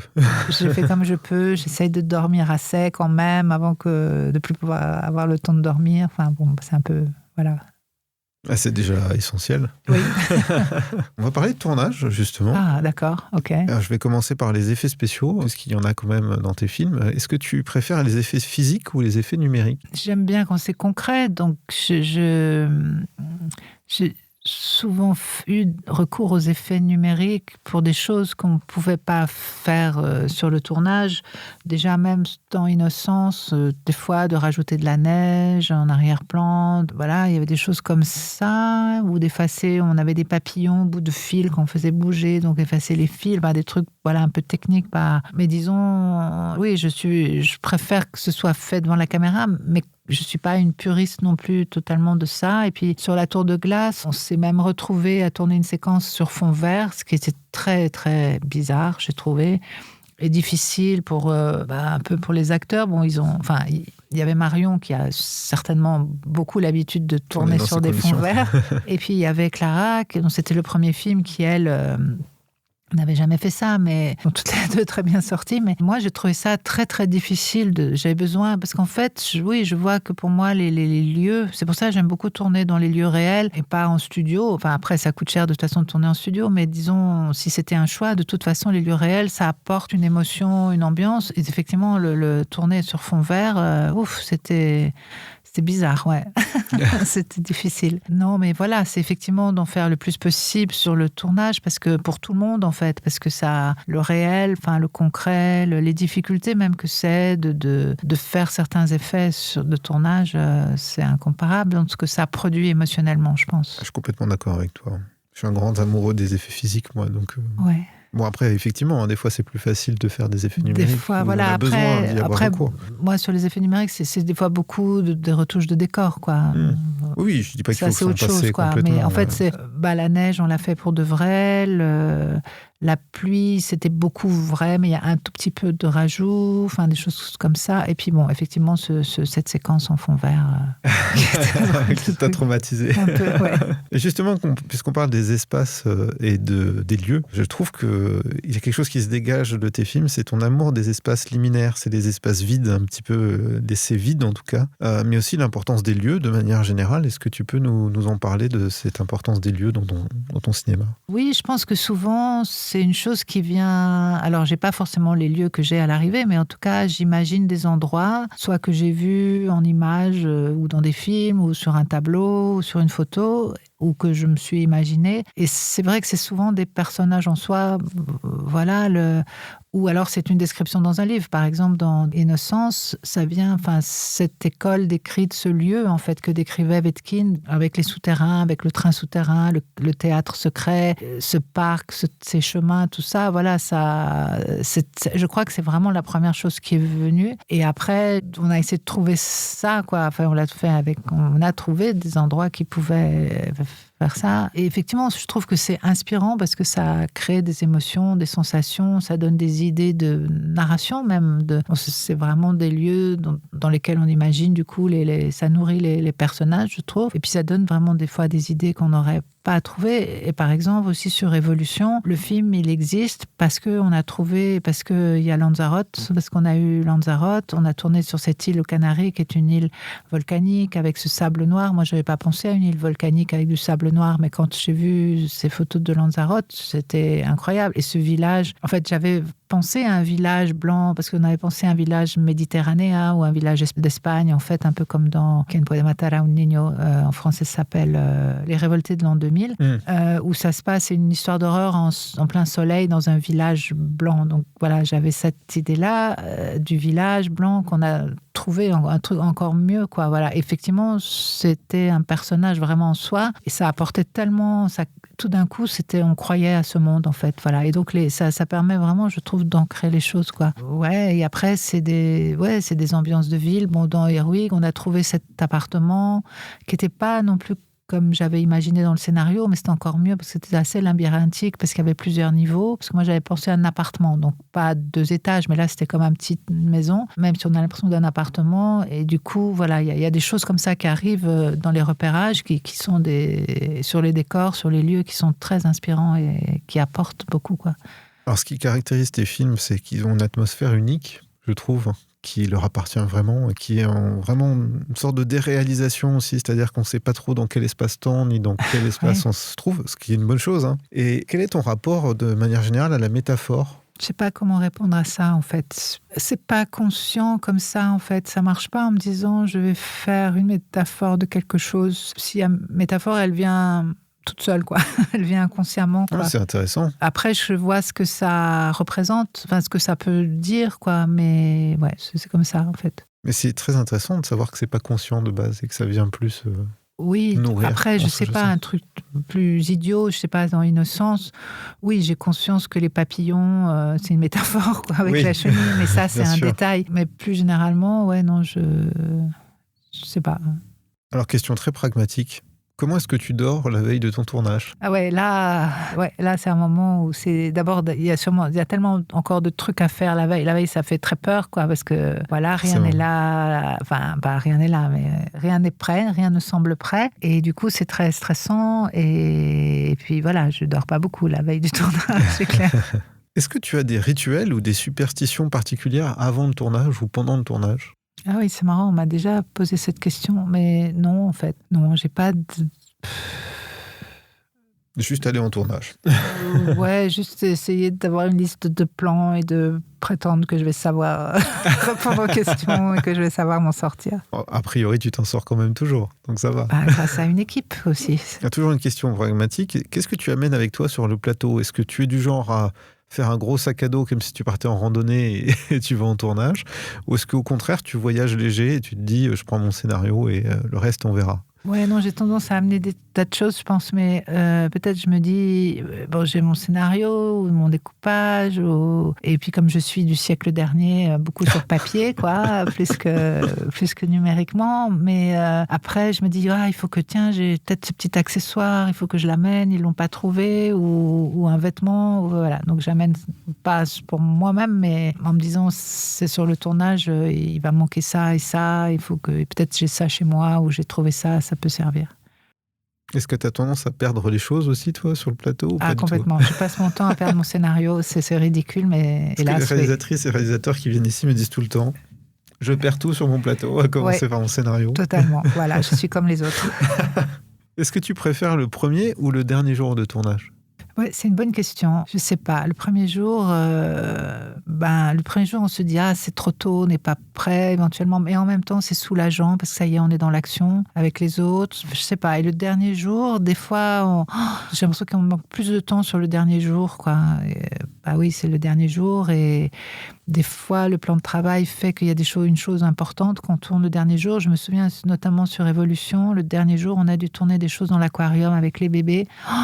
Et je me suis dit, mais quelle erreur d'avoir mis ça le dernier... Enfin, l'erreur, c'était de fait pour des histoires de comment on organisait les choses. Je comprends pourquoi on l'a fait, mais voilà. Et après, c'était fini, quoi. Donc, ça rajoute de la pression. Voilà, donc j'ai plutôt tendance quand même à préférer le premier jour, je crois. Parce que tout est encore possible. Et quand on croit encore que... ou que, je sais pas, non, parce que... Que tout va bien se passer. On craint le contraire, mais bon. Le dernier jour, oui, ça dépend. Non, ça dépend comment c'est. Ça dépend des films, en fait. Ça dépend où est-ce qu'on en est. Des fois, c'est très plaisant parce si on a gardé des choses simples et que c'est un moment, ça y est, puis on se connaît, évidemment, je veux dire, le premier jour, on sait pas, il faut qu'on se rôde, on n'est pas encore... donc c'est difficile de dire, en fait. Oui, c'est vrai que c'est dépendant des projets. Ça dépend, en fait, des films, finalement, ouais. Et sur le plateau, est-ce que tu préfères travailler dans une ambiance calme ou est-ce que tu préfères au contraire que ça soit joyeux, effervescent? C'est marrant, que ce soit calme, soit joyeux, effervescent, les deux sont très bien, mais tu aurais pu dire autre chose. Donc oui, je veux bien que ce soit calme et joyeux et effervescent. Tout en même temps. Plutôt que stressant et bruyant. Non, je suis plus pour le calme, mais le calme peut être joyeux. Ah oui, tout à fait. Tout à fait. Comment est-ce que tu décides de l'endroit où placer la caméra ? Je le décide avec le chef-op cadreur, beaucoup. C'est à la fois par rapport à l'espace, quoi, et par rapport au jeu, évidemment. Enfin, je sais pas comment dire une chose moins banale que ça, mais comme aussi, je fais beaucoup surtout sur les 2 derniers films, des plans fixes. On fait aussi pas mal la mise en scène à partir du cadre, un peu. C'est-à-dire, si on voit un peu comment ça peut être pour les acteurs et par où est-ce qu'ils vont, comment ils vont. En fait, on fait une mécanique pour voir comment ils se déplacent dans cet espace et en fonction de ça, quand même, oui, on place la caméra en fonction de comment les acteurs, comment on peut filmer l'action. D'autant plus que si c'est un plan fixe et qu'on va pas les suivre et voilà, ouais. Et c'est quelque chose d'intuitif pour toi, où placer la caméra, ou c'est au contraire plus intellectualisé par rapport à ce que tu veux exprimer ? C'est pas toujours si intuitif. C'est des fois on cherche quand même. Est-ce que tu as une focale avec laquelle tu préfères travailler ? Oui, la focale moyenne, la focale qui est un peu la vision moyenne, quoi, le 35. Et souvent, je dis une seule focale, quoi. Tu utilises une seule focale sur tout le film ? On essaye. Alors, c'est pas, on fait des petites exceptions, ou en tout cas, c'est très proche d'une seule focale, et quand même, si on fait un très gros plan, on va changer la focale, mais c'est plutôt l'idée de se rapprocher avec la caméra que de changer de focale. L'idée, c'est vraiment au maximum d'utiliser la même focale pour que le rendu soit le plus cohérent possible dans l'ensemble du film. C'est un peu des règles comme ça, la focale unique, éventuellement le plan fixe, le scope, pas d'éclairage, voilà. Justement, tu es en train de décrire tout ce dont on va parler. D'accord. J'allais te parler des plans fixes très composés dans tes films, justement. Ouais. Et de la sensation d'enfermement qu'il y a comme ça. Je vois que tu utilises beaucoup de surcadrage. Ouais. malgré l'usage du scope, justement, ce qui pourrait paraître paradoxal, parce que ça a tendance à ouvrir l'horizon. Ça fait les deux, le scope, ça ouvre et ça ferme, parce qu'en fait, il faut choisir, c'est plus étroit, donc on coupe forcément quelque chose en haut ou en bas. Je trouve que c'est les deux, en fait, avec le scope. Ouais. Quel est ton format de cadre préféré ? Est-ce que c'est le scope, justement ? Le scope. Et pourquoi ? Pour ça, en fait, parce que je trouve que ça a plus d'impact, l'image en scope, parce que c'est plus large, ça donne, si on filme un gros plan d'un visage en scope, c'est plus impactant. Et en même temps, comme souvent, j'aime effectivement, mes films, il y a quelque chose sur l'oppression, l'enfermement, le scope, il est bien pour ça aussi, quoi. Donc, je pense que c'est pour ça, en fait, le scope, le cinémascope. Et par rapport au cadre, pourquoi privilégier les plans fixes maintenant ? Je pense que c'est parce que je suis pas très à l'aise avec la caméra, forcément, en fait. Et puis, j'aime pas les recadrages, j'aime pas la caméra portée, j'aime pas pour mes films, jusqu'à présent, des fois, c'est bien dans les films des autres, mais j'aime bien qu'un mouvement, il ait vraiment un sens. Donc, alors, ce que je fais, c'est des fois, c'est des travelling d'accompagnement, mais c'est comme un plan fixe en mouvement, on va dire, où ça m'est arrivé de faire quelques mouvements à la grue. Ça, c'était sur Innocence. Par exemple, dans Innocence, les petites filles, elles bougeaient beaucoup. Il y avait un côté, donc il fallait qu'on les accompagne dans ces mouvements. Il y avait l'idée de marcher avec elles, de mouvement. Et après, par exemple, sur Révolution, on avait très, très peu d'argent. Donc, on était sur cette île aux Canaries. On n'avait même pas les moyens d'avoir un Steadicam et pas du travelling, ça aurait été très compliqué tout ça, encore moins de grues bien entendu. Donc on s'est dit alors on assume ça vraiment et c'était plan fixe. Et après voilà, j'aime bien quand la caméra elle est posée, c'est le côté, peut-être je suis un peu comme le personnage dans Innocence qui pique des papillons dans une boîte, quoi. Donc je pense que peut-être ça me rassure et peut-être ça parle de ça, mes films, de cet enfermement que le cadre aussi procure, qui à la fois, il y a quelque chose de, c'est à la fois esthétique, on va dire, pour moi, et c'est à la fois, il y a un besoin de fermer l'espace par un cadre fixe, et pas d'accompagner par des recadrages ou des panneaux ou de la caméra portée, quoi. Oui, puis c'est peut-être une manière d'affirmer un choix très fort aussi. Voilà, et après, en tout cas, je m'étais dit sur Évolution, ces choses qu'on ne peut pas se permettre, assumons-les vraiment, ou ce minimalisme et des décors et de tout, on va dire que c'est un des choix artistiques et finalement, ça en a été et je pense que je suis contente de ça, quoi. Et après, du coup, c'est vrai que j'ai tendance à continuer ça sur Évolution et même sur La Tour de Glace. Sur La Tour de Glace, il y a un film dans lequel le réalisateur de l'autre film, il se permet de faire il fait un travelling. Oui, c'est vrai. Il fait 2 travelling. Il n'a pas beaucoup d'espace pour le faire, mais voilà.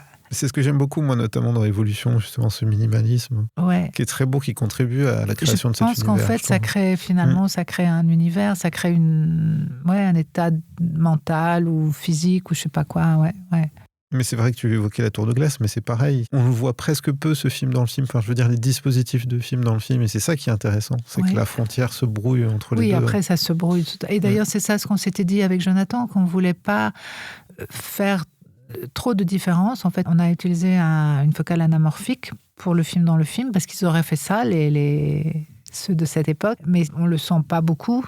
Donc du coup, le passage de l'un à l'autre, on le sent pas. Et effectivement, ils font 2 travelling à un moment, mais voilà, on réalise pas. Et c'était l'idée que ça se mélange, parce que je m'étais dit, on va le mélanger au montage, et puis même déjà au découpage. Donc il faut pas que ça va faire sortir de l'émotion si c'est trop différent. Il faut que ce soit presque similaire, quoi. Il y a des travelling finalement, parce que c'est Gaspard Noé qui interprète le réalisateur et lui, il en fait beaucoup. C'est Dino. Non, Gaspard, il aurait porté la caméra probablement, mais là, c'est pas Gaspard, c'est Dino. Oui. C'est Dino Dorato. Donc, Alors, on parlait de cadre, mais moi, je trouve que quelque chose qui traverse aussi tous tes films, c'est l'importance de la couleur. Je trouve que tu travailles énormément sur ça. Est-ce que tu travailles justement sur une certaine symbolique des couleurs ? Est-ce que tu la travailles dès l'écriture, cette présence de la couleur ? Oui, un petit peu. J'aime beaucoup utiliser la couleur. Je crois pas que j'aimerais faire un film en noir et blanc. Ça me plaît vraiment d'utiliser la couleur.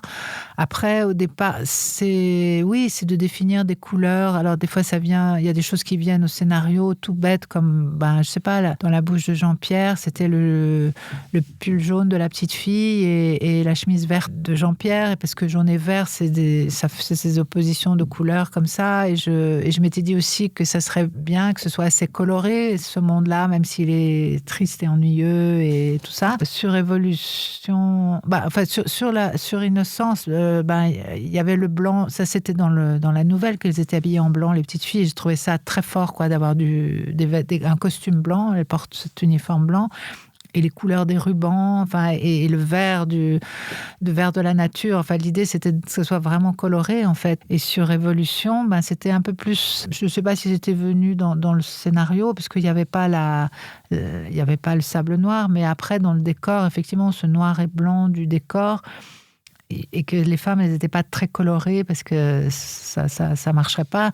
Donc, il y avait juste la couleur du rouge, du short du petit garçon, du t-shirt, parce que rouge c'est dramatique et que ça se remarque et que voilà. Donc après sur Earwig aussi, elle a un petit manteau rouge quand ça ressort. Et sur la Tour de Glace, il y avait le blanc de la neige, le blanc du costume de la reine. Et après on a mis des couleurs aux personnages, en fait, c'est-à-dire Christina, elle est en violet, elle a du violet. Bianca, la patineuse, c'est le jaune. Voilà, on se définit des couleurs. Des fois, il y a des choses qui sont déjà dans le scénario. Ouais. Dans Earwig, j'ai forcément pensé à ce manteau rouge. Ouais. Près d'un lac, j'ai pensé à Nicolas Roeg avec... on m'a beaucoup dit ça et je n'y avais pas du tout pensé. Je connais le film et je l'adore, donc peut-être ça m'est revenu naturellement. Mais ce que je me dis surtout, c'est que le manteau rouge à une petite fille, même pour Nicolas Roeg, c'est aussi le petit chaperon rouge. Enfin, je veux dire, c'est une image symbolique l'image qui du conte, est peut-être du conte. Donc peut-être, je ne sais pas si c'est possible qu'il y ait pensé ou même intuitivement qu'il s'est choisi ça. Et puis parce que c'est dramatique le rouge. Et voilà. Et du coup, je n'ai pas pensé, mais tout le monde m'a dit. Et aussi comme elle tombe dans l'eau, je ne l'avais pas réalisé. Forcément. C'était dans le conte, elle tombait dans l'eau, dans le roman. Donc, mais oui, c'est vrai que c'est la même chose. C'est pas tout à fait la même chose, mais est-ce qu'elle se noie pas? Ah non. Mais oui, ça peut faire penser à Nicolas Roeg, qui c'est un très beau film. Alors, il y a une citation qui dit, alors je ne sais plus quel cinéaste a dit ça, mais il dit « Il faut laisser la porte du plateau ouverte, car on ne sait jamais ce qui va y rentrer. » Est-ce que tu es d'accord avec ça? Et quelle est la part d'improvisation que tu laisses sur ton plateau? Ouais, il faut ouvrir grand les yeux et pas rater ce qui se passe devant vous et pas juste se dire faisons ce que j'ai imaginé. Ouais, non, c'est sûr, il y a forcément une part qui se trouve et d'accidents et de choses qui est là et que on voit ou que quelqu'un du tournage va voir et dit mais vous avez vu là, je sais pas, par exemple dans la Tour de Glace, quand elles sont devant les deux actrices, quand elles sont devant la baie vitrée et qu'elles voient l'arbre, il n'y avait pas d'arbre dans le scénario, enfin c'est pas du tout ça, il y avait même une image mentale qu'elles auraient vue, tout ça, mais il y avait cet arbre et Jonathan il a dit mais vous avez vu l'arbre là, enfin faut le jouer l'arbre. Et voilà, des choses comme ça, en fait, ouais. Ou des choses, qu'on trouve un moment dans le décor, ou des choses qui se passent, oui, bien sûr. Ouais, un petit peu quand... Ouais, c'est pas... Il n'y a pas énormément d'improvisation, mais il y en a, bien sûr, heureusement. Est-ce que pendant le tournage, tu as tendance à te couvrir avec la caméra ou pas du tout? Oui, un petit peu quand même. Un petit peu. Il y a des parties pris de découpage... Et j'essaye de me couvrir en termes de points possibles de montage, on va dire. C'est-à-dire, tout bêtement, je ne sais pas si on fait un plan large, un gros plan, je me suis peut-être dit à quel moment je prendrais le gros plan, mais je pense qu'il faut j'essaye de faire, mettons, toute l'action, ou je ne sais pas, enfin, pour dire rapidement, quoi. Dans ce sens-là, oui. Alors parlons un peu de casting, parce que c'est très important aussi dans tes films. Comment est-ce que tu es impliqué dans le casting? Comment est-ce que tu sais que tu as fait le bon choix d'acteur? Je sais pas, à l'arrivée. Non. Une fois que le film est terminé. Non, alors c'est très instinctif, je pense. Je cherche des personnes que j'ai envie de filmer, en fait. Enfin, des personnes, je les connais pas, ou ni les acteurs, ni les enfants que je filme, mais quand je les rencontre au casting, ou ceux que j'ai pu voir sur des écrans quand c'est des acteurs, c'est des personnes. Je cherche pas des performances d'acteurs ou quoi. Je cherche des gens que j'ai envie de regarder, quoi. En fait, je sais pas.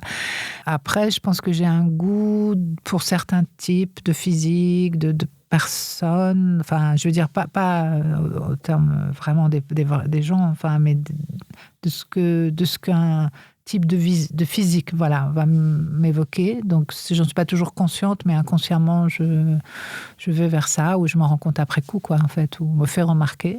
Voilà, et c'est un peu, oui, c'est ça, c'est dans les castings, surtout comme j'ai fait beaucoup de castings de non-acteurs, c'est-à-dire d'enfants ou de jeunes gens. Enfin, si, sur La Tour de Glace, les jeunes filles qu'on a vues pour le rôle principal, c'était majoritairement déjà quand même des actrices, parce qu'on a cherché plutôt des filles de plus de 16 ans, comme ça, voilà. Mais oui, c'est des histoires, c'est à la fois leur présence, ce que ça donne à l'image, c'est parce que ça, des fois, on ne le voit pas en direct. C'est vrai, ouais. Et puis, je sais pas, c'est les personnes que je m'imagine, ou voilà. Et comment ça se passe le casting? Tu t'en occupes toi-même ou est-ce que tu fais appel à des directeurs, directrices de casting? En fait, pour les enfants, je fais vraiment appel à quelqu'un parce que c'est beaucoup de travail. Il faut en chercher beaucoup, en trouver beaucoup, en faire venir beaucoup au casting pour les trouver. Surtout, par exemple, sur Innocence, il y en avait des tas. Oui. Donc, ça a été un très long travail. Et donc, j'ai demandé C'était pas forcément que des directeurs de casting qui les cherchaient, parce qu'en plus, sur les enfants, c'est souvent un travail un peu ingrat. Peut-être maintenant, il y a de plus en plus de gens qui sont un peu spécialisés dans ça. Mais à l'époque d'Innocence, par exemple, c'est aussi des assistants du tournage qui ont cherché des enfants, etc. Mais après, oui, c'est vraiment les rencontrer le plus possible, en fait, parce que c'est pas attendre un peu les toutes derniers, parce que c'est vraiment en les voyant, en les rencontrant, qu'on sent comment ça peut se passer avec eux. C'est avoir un contact aussi avec eux, quoi. Et après, sur les acteurs, alors souvent, comme même sur que ce soit Innocence, non, sur les acteurs, vraiment, c'est plutôt moi qui les ai cherchés ou trouvés très ponctuellement, ouais, ou peut-être avec un assistant. On n'a pas eu de directeur de casting.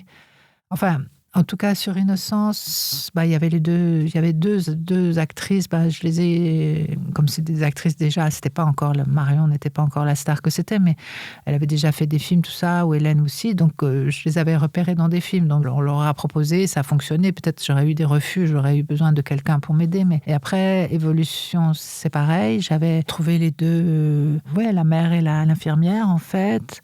Et sur Héroïque, comme c'était en Angleterre, c'était plus compliqué. En fait, on est passé par une directrice de casting. Quand même, je cherchais de mon côté aussi, puisque là, c'était des acteurs, je pouvais voir des films et tout ça. Et voilà. Mais après, sur Héroïque, c'était très spécial parce que c'était au moment du Covid.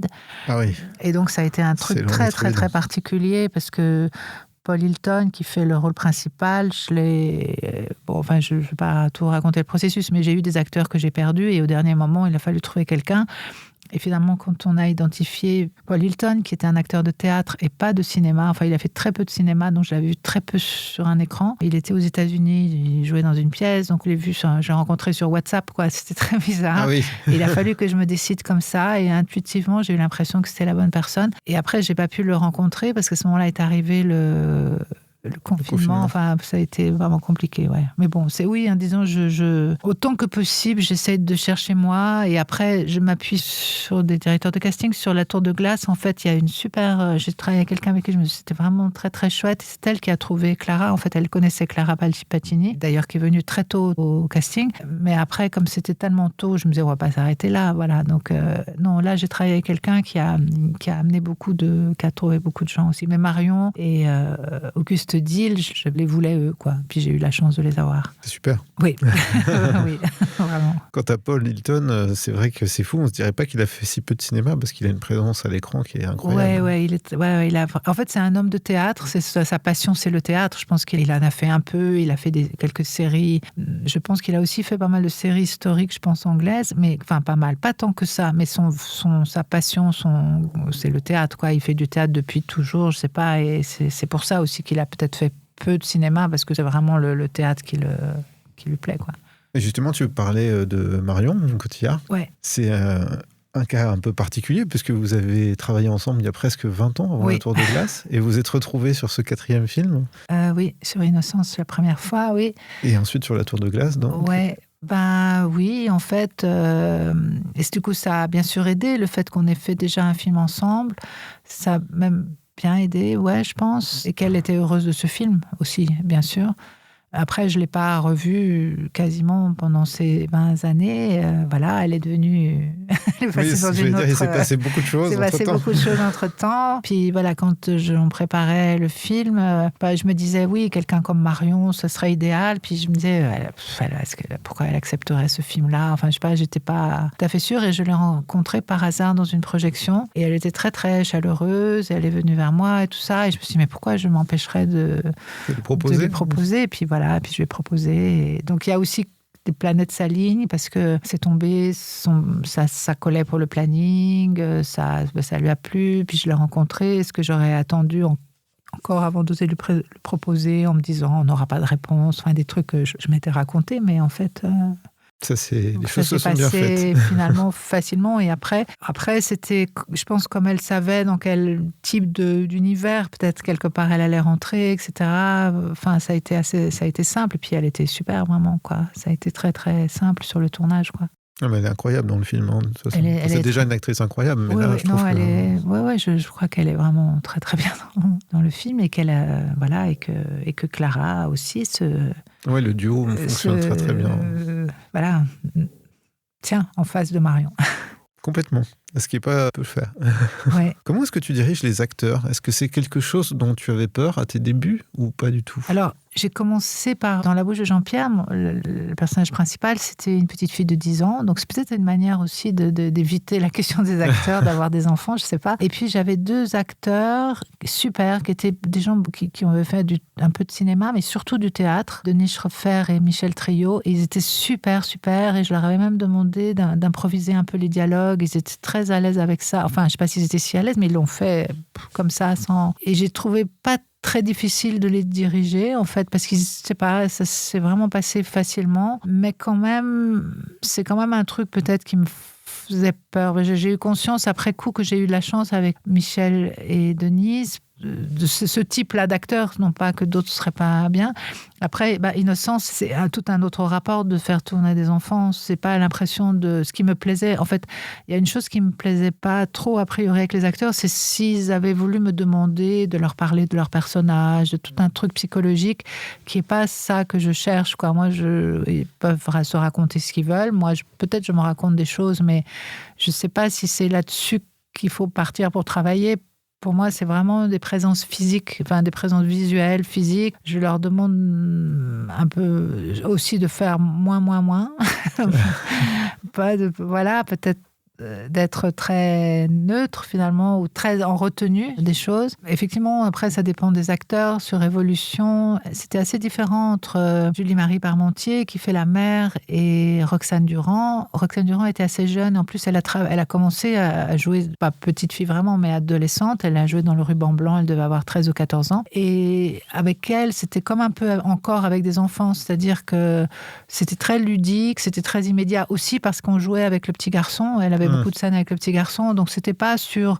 En plus, comme elle jouait ces deux personnages, c'était pas totalement humaines, donc c'était difficile pour moi de parler j'allais pas parler de psychologie vraiment. Oui, enfin, c'est voilà, sûr. donc et puis voilà, peut-être Julie-Marie qui vient d'un autre type de cinéma, elle était peut-être plus en demande de choses comme ça, mais voilà. Et après, oui, je pense que je dirige les acteurs comme les enfants, quoi.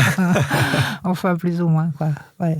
Ah bah, ça a à voir avec le jeu dans un cas comme dans l'autre. Oui, c'est ça, ouais. Et puis Marion, voilà, elle n'a pas du tout demandé ça. Enfin, ce qu'elle disait, c'est qu'elle aimait bien qu'il y ait une part de mystère dans ce que le réalisateur ou la réalisatrice donne du personnage pour qu'elle puisse... que c'est comme ça qu'elle peut s'investir dedans au mieux. Enfin, c'est ce qu'elle m'a dit. Et donc, voilà, c'était bien pour la tour de glace.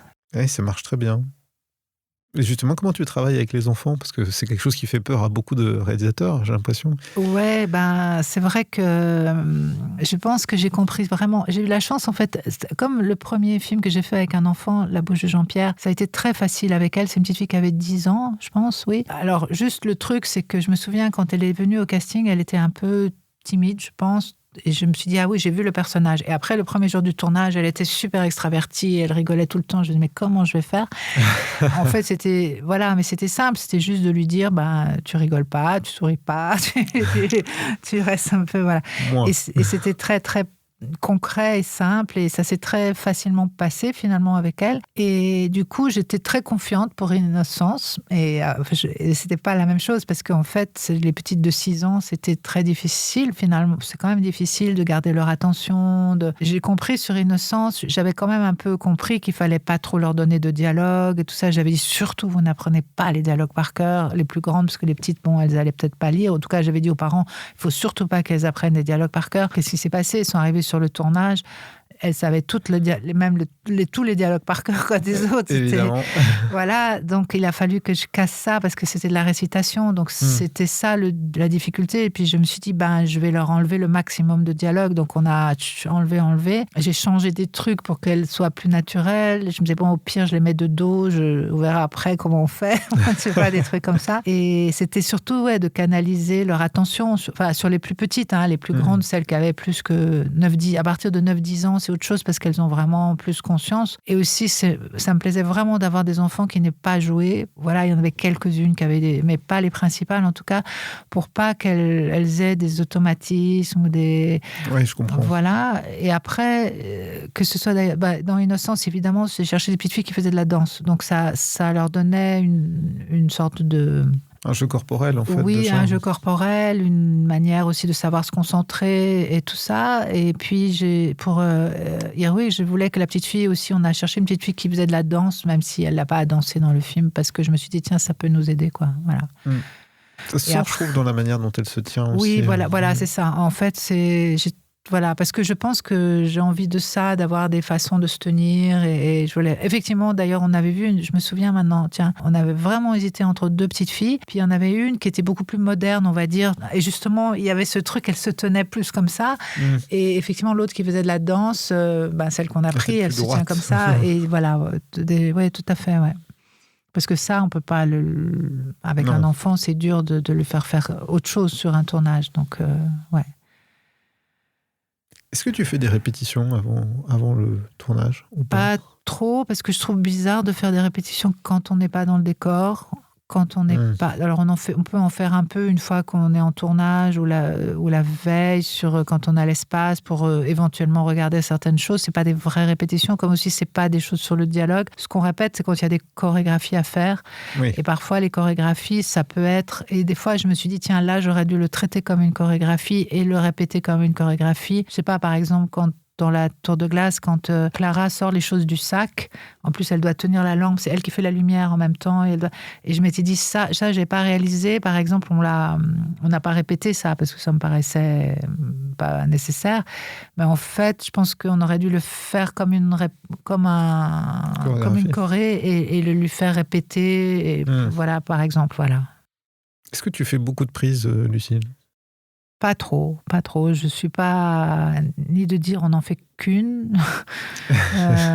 Dangereux, mais des fois, ça peut être un truc qui crée quelque chose, j'imagine. Mais ouais, non, j'en fais pas beaucoup, aussi à cause des enfants, parce que avec les enfants, faut pas en faire beaucoup. Donc, parce que ça marche plus, quoi. Et pendant que tu diriges les acteurs, même quand tu les regardes jouer, est-ce que tu restes derrière le moniteur ou tu préfères être vers eux, vers la caméra ? Alors, c'est un peu entre les deux, parce que disons que je préfère quand même être plus près d'eux. Ça dépend où on peut mettre le moniteur. Des fois, j'ai un petit moniteur, donc ça me permet de regarder un peu le cadre, puisque quand même, il se déplace par rapport au cadre, et d'être pas trop loin. Ouais, ça dépend, en fait. Ça dépend. Mais j'ai plutôt quand même envie d'être un peu près d'eux.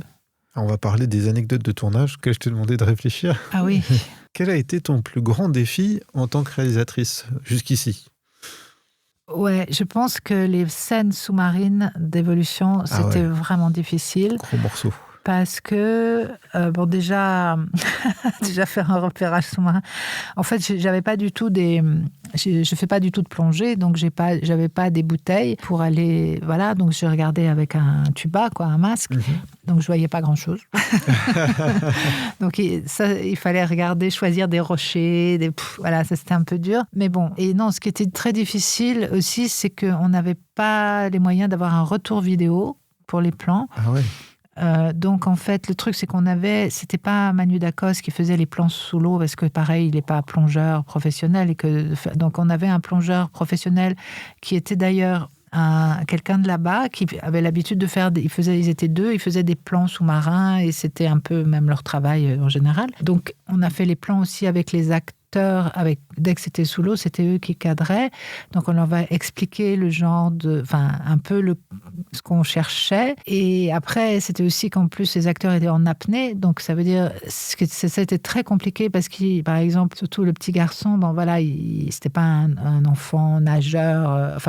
On lui avait fait faire un entraînement sur l'apnée et tout ça. Mais déjà, rien que d'aller se mettre un peu en position, déjà, il fallait qu'il remonte très vite. Donc, voilà. Donc, il y avait très peu de temps. C'était un peu comme ça et on ne voyait pas en direct ce qu'il faisait. Donc, il fallait ensuite ressortir et on sortait la caméra, on regardait le plan, on disait non, ça ne va pas. Ah, Max, il faut que tu joues comme ci, comme ça. Essaye d'avoir cette expression. Enfin, c'était c'était très, très difficile. Ouais. Ça, j'ai trouvé ça dur physiquement et dur, voilà. Donc ça, c'était peut-être le plus compliqué. Et effectivement, quand on avait toutes les petites filles, surtout les petites filles de 6 ans ensemble, elles étaient 5, sur Innocence, ça, elles étaient, surtout au tout début, elles étaient surexcitées. Le premier jour de tournage, je me souviens, peut-être on a fait probablement des choses avec elles un des premiers jours. Elles sont arrivées, mais dans un état d'excitation, je ne sais pas.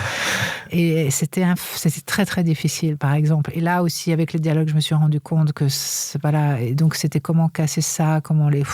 Ça, c'était aussi un truc très, très difficile. J'imagine.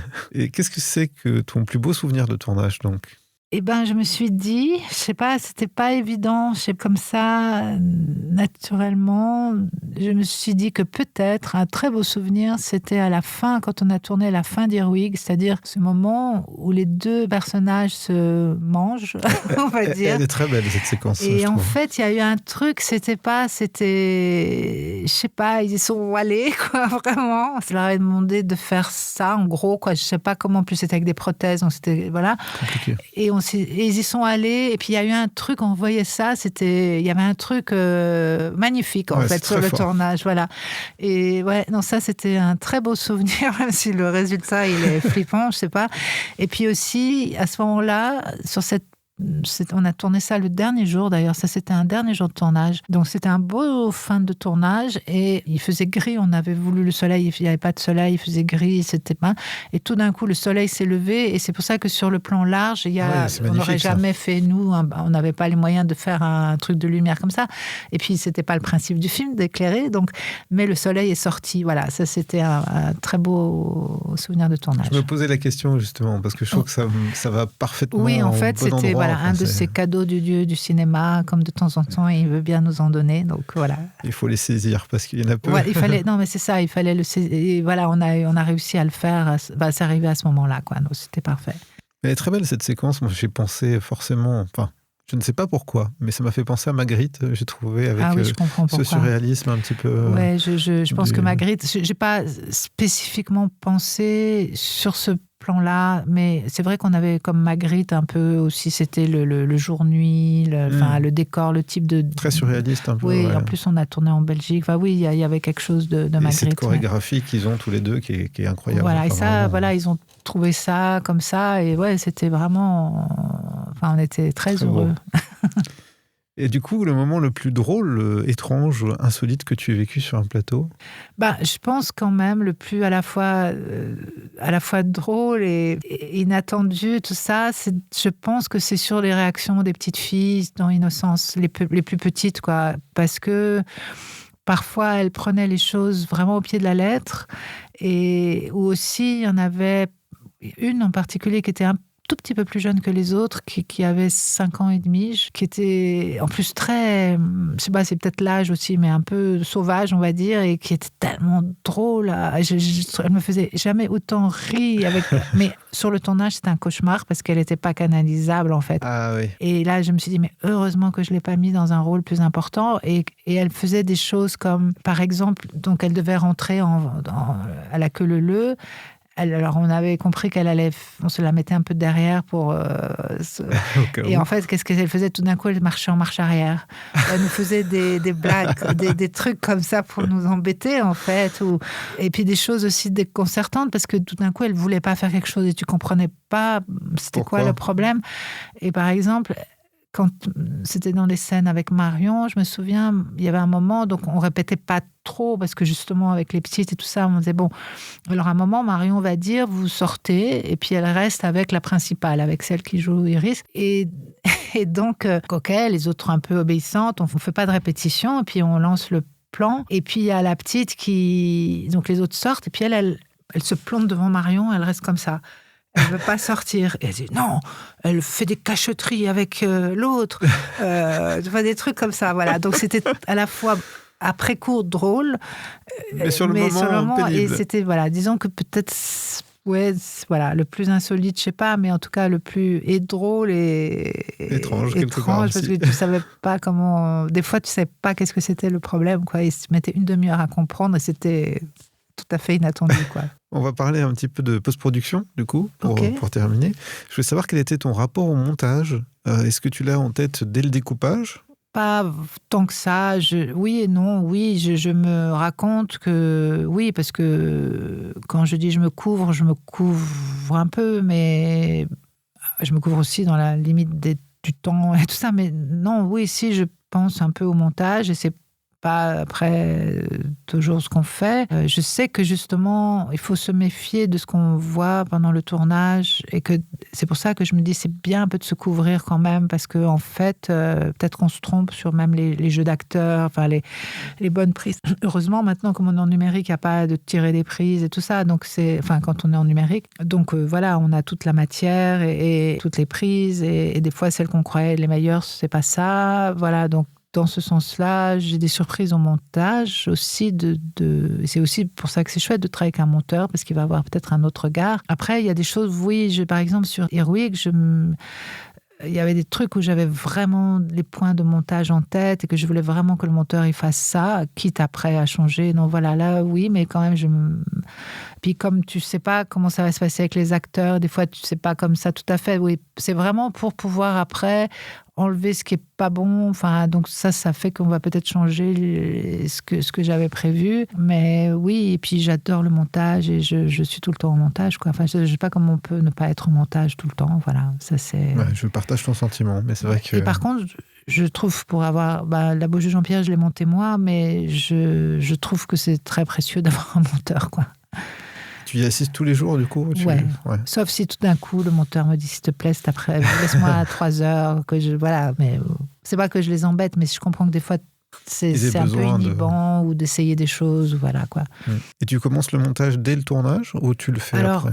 Ouais, non, comme je voudrais être là, je peux pas le commencer vraiment parce que, il faudrait monter après le tournage. Et puis aussi, on monte pas toujours là où on tourne. Enfin, là, souvent, même pas, jamais même, je crois. Donc c'est une question, mais quand même, je crois que j'aimerais. Je sais que sur Innocent, j'avais essayé moi de faire des petits bouts de pré-montage pour m'assurer que les raccords marchaient, parce que ça me faisait flipper ça. Mais oui, dans l'absolu, j'aimerais en fait bien commencer le montage en même temps, parce que comme ça, je pourrais mieux voir des choses que je découvre des fois après, mais dans l'organisation, c'est pas toujours possible, quoi. C'est même, pour l'instant, ça l'a jamais été, quoi.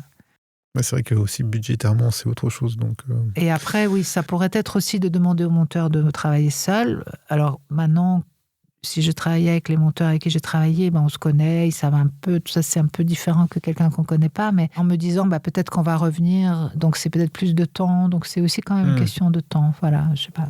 De budget, d'avoir assez de temps pour se dire... Parce que ça serait intéressant, du coup, qu'il monte tout seul, d'après ce qu'il voit, parce qu'il voit des choses qu'on n'aurait pas prévues, donc ça, c'est bien, mais voilà. Tes films ont un rythme plutôt contemplatif.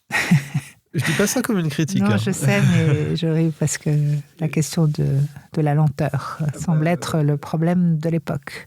Oui, c'est par rapport à ce qu'on disait, mais moi je trouve au contraire que c'est très intéressant. Je voulais savoir comment tu dosais ça justement au montage. Est-ce que c'était quelque chose pareil, de plutôt intuitif, de savoir le temps qu'il fallait laisser ? Alors, je pense que Par exemple, sur Innocence, c'était vraiment venu de la manière, du temps que les enfants prenaient pour faire les choses.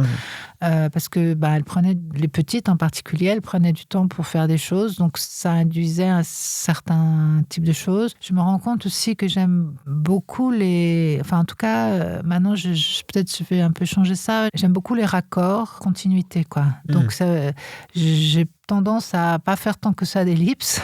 Maintenant, peut-être c'est les deux, voilà.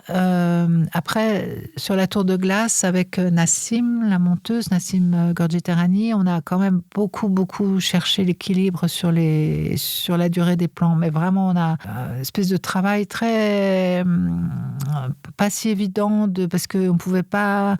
On avait bien conscience qu'il fallait pas accélérer les choses, ça marcherait pas. Ça vient aussi du rythme, sans doute de mouvement, de jeu, tout ça.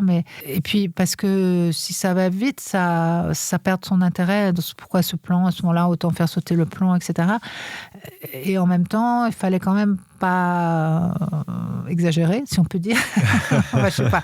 Enfin, il y avait un équilibre à trouver, voilà. Et on a beaucoup cherché cet équilibre, vraiment beaucoup, vraiment, ouais. Oui, parce que c'est aussi de ce temps long que naît la tension qu'il peut y avoir. Voilà, c'est vénéneux. Et puis, c'est aussi de sentir, je sais pas, d'être dans ce lieu, d'être avec le personnage. Je sais pas, pour moi, c'est vraiment bizarre ça marche pas d'être trop court, si on veut. Après, ça dépend de ce qui se passe à l'image, j'imagine, mais voilà. Et en même temps, on a fait quand même très, très attention, on a vraiment cherché. Et surtout, je dirais, des équilibres. On a finalement enlevé des choses, vraiment, des choses qui étaient bien, je trouvais, qui juste parce qu'il faut avancer, quoi, en fait. Et donc, je pensais qu'elles étaient nécessaires quand on les a tournées, quoi. Alors, je reviens sur le montage. J'ai beaucoup lu dans des interviews de cinéastes français dernièrement cette citation « On ne finit jamais un film, on l'abandonne ». Est-ce que tu es d'accord avec ça ? Oui, c'est vrai qu'on pourrait le retoucher. Ouais, c'est vrai. Ouais, c'est vrai. On vous l'arrache à un moment. Et quand est-ce que tu sais qu'il est terminé, du coup, le montage ? Quand j'ai plus la possibilité de le retoucher, quoi. Voilà. Quand on te l'arrache des mains. Voilà. Quand il est projeté, voilà, maintenant, quoi faire, quoi. Enfin, on peut toujours, si vraiment... Ouais. C'est compliqué. Ouais. Des fois, voilà, tu vois le film 10 ans après, tu te dis, si je pouvais remonter certains trucs. T'as la tentation de ça, de refaire une director's cut, on va dire, quelques années plus tard ? Je pense que les gens les ont vus, les films, donc, enfin, pas les gens, je sais pas, non, pas une vraie tentation, mais et puis peut-être que j'ai tort, j'en sais rien, j'aurais tort, mais des fois, je me dis, tiens, ça, aujourd'hui, je l'aurais monté pas comme ça, quoi. C'est normal aussi, on évolue. Ouais, c'est normal, bien sûr. Ouais. Quel est ton rapport au son et à la musique ? Parce que je trouve que le son exprime très bien l'intériorité des personnages dans ton cinéma. Ouais, c'est ça qu'on cherche, en effet, vraiment, avec le son. J'ai tendance à utiliser peu de musique. Je trouve ça très, très difficile ça me fait très peur de demander à un musicien de faire de la musique pour le film, c'est-à-dire de créer une musique. Donc, j'essaye plutôt d'utiliser de la musique qui existe déjà, ce qui est parfois compliqué en termes de budget. Et donc, ça, en fait, il m'est arrivé sur Évolution qu'on avait monté avec des musiques... Enfin, je pensais pas mettre tellement de musique. Et puis, Nassim, qui a monté ce film, sur des séquences comme des choses où il n'y a pas de dialogue, même les séquences sous l'eau, des trucs comme ça, elle disait, mais je peux pas monter s'il n'y a pas de musique. Mettons une musique pour le montage. Et puis après, le problème, c'est qu'on trouve qui marche très bien. Et après, on cherche la même chose. Et voilà. Donc là, j'ai eu une expérience très, très, très difficile. Parce que, effectivement, je courais après des choses qui marchaient, et le pauvre musicien, c'était difficile, et peut-être c'était pas la bonne personne, mais moi aussi, je l'avais coincé. Enfin bref, du coup, je me suis dit, bon, quand même, je vais pas faire de la musique la prochaine fois, parce que je trouve ça très difficile, mais bon, voilà. Donc, et oui, après, aussi parce que je veux pas avoir trop de musique. Je trouve ça, en fait, maintenant, ça me plaît d'avoir de la musique aussi. Sur Earwig, en fait, bien que je voulais pas demander à un musicien, il m'est arrivé une chose un peu particulière, c'est que je connaissais Warren Ellis, je savais qu'il aimait mes films, et j'avais demandé s'il voulait composer quelque chose. En fait, c'était plutôt l'idée de lui demander des sortes de nappes musicales. Puis finalement, il a, avant le tournage, il m'a donné des morceaux. Et il y en avait un qui marchait, mais super bien. Et c'est celui qu'on a utilisé, mais en le répétant, quoi. Voilà. Et en fait, les autres, je les ai pas utilisés, mais je savais pas bien lui parler de ces morceaux. Je pouvais juste dire ça marche ou ça marche pas sur le film, quoi. Donc, c'est pour ça que je me suis dit, oh là là, j'ai du mal à parler de musique. Et après, effectivement, le son, on le travaille beaucoup pour créer l'intériorité des personnages, ouais. Mais justement, tu dis, j'ai du mal avec la musique, mais j'ai l'impression que tu as un amour du silence aussi oui, bien sûr. Joue ouais. Je pense que c'est les deux. Je pense que c'est très fort le silence, mais il faut qu'il y ait un peu de son pour qu'on entende le silence. Oui, mais ça marche par contraste. oui, voilà. En fait, oui, tout à fait. Oui. Et même, c'est pour ça, je pense aussi, je pense que si je pouvais faire des dialogues ou mettre des mots sur les choses, je ferais pas de film, et que mes films sont comme ils sont, parce que c'est des choses qui peuvent pas être dites par la parole, et ça fait du silence, et aussi que la bande-son joue sur les silences. Ouais. On arrive tout doucement à la fin. Est-ce que tu peux nous parler de tes prochains projets, Lucille, si c'est pas indiscret? Non, je veux pas parler de mes prochains projets. Désolée. Pas de souci. C'est trop tôt. Oui, je comprends. Peut-être, en tout cas, je prends une piste comme ça au doigt mouillé, mais tu évoquais tout à l'heure à la fin d'Earwig, avec ce baiser un peu vampirique. Je trouve on retrouve quelque chose de ça dans La Tour de Glace, avec le baiser final, avec Clara, entre Clara et Marion. Je pense qu'il y a une histoire avec les baisers. Je n'en étais pas consciente, mais quelqu'un me l'a dit. Ouais, en fait, c'est l'écrivain, Brian Catling. Bon, il y avait aussi ça un peu dans son roman, mais voilà, c'est devenu ça dans le film. Et il a dit, mais cette figure du baiser, c'est déjà à l'époque d'Earwig, cette figure du baiser, elle revient effectivement à la bouche de Jean-Pierre, le petit baiser qui n'est pas donné à Jean-Pierre, qu'il demande, et le baiser entre le baiser qui n'est pas censé être un baiser, qui est donné de l'oxygène au petit garçon sous l'eau, c'est une forme de baiser. Ok. Et donc, il m'a dit, tu vas en mettre un dans le film d'après, puis je lui ai dit, non, je sais pas. Et effectivement, il y a un baiser encore. Ça donc, revient. Je sais pas. Il y a une obsession avec les baisers, ouais. Après, c'est des baisers un peu vampiriques, les derniers, je trouve. Ils sont tous un peu particuliers. Ouais, tout à fait. Alors, on a une tradition, c'est de demander à l'invité du podcast ses recommandations. Oui. Alors, est-ce que tu pourrais, Lucille, nous recommander un film ou une série? Je vous recommanderais le film de Masha Chilinsky que je trouve extraordinaire, qui s'appelle The Sound of Falling, en français Les bruits du passé. Vraiment, c'est un film magnifique, bouleversant, tellement inspiré et inspirant, tellement inventif d'images, de sons, de montage, de façon de raconter. Voilà, j'ai trouvé ce film vraiment sublime. C'est une très belle recommandation. Et puis, je voudrais dire, parce que c'est dur de dire un seul. Ah, mais vas-y, je t'en prie. Et après, je vais pas en faire 50, mais c'était cet été, je crois, il y a eu une rétrospective, enfin, en tout cas, des reprises de films de Bo Widerberg.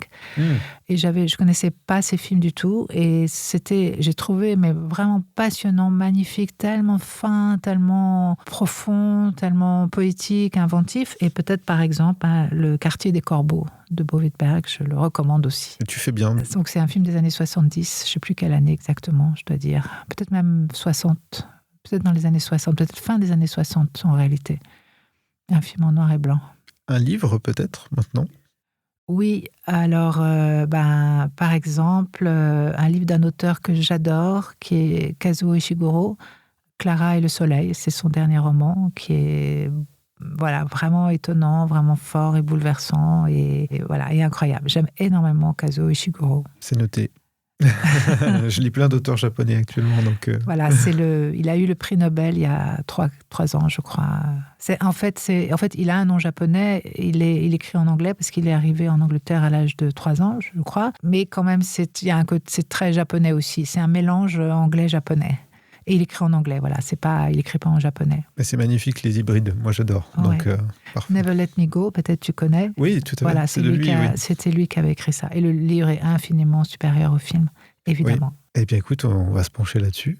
Et une bande originale, peut-être, parce qu'on parlait de musique? Oui, alors, j'ai eu du mal à en choisir qu'une, mais je dirais une d'un film récent, la bande de Sirat, de Kang Ding-rae, dont la musique sound design, et je trouve vraiment super, super bien, et qui, bien sûr, fait que tire le film vers le haut. Vers le haut ou vers les profondeurs, je ne sais pas. Oui, c'est vrai, je dis vers le haut, mais bon.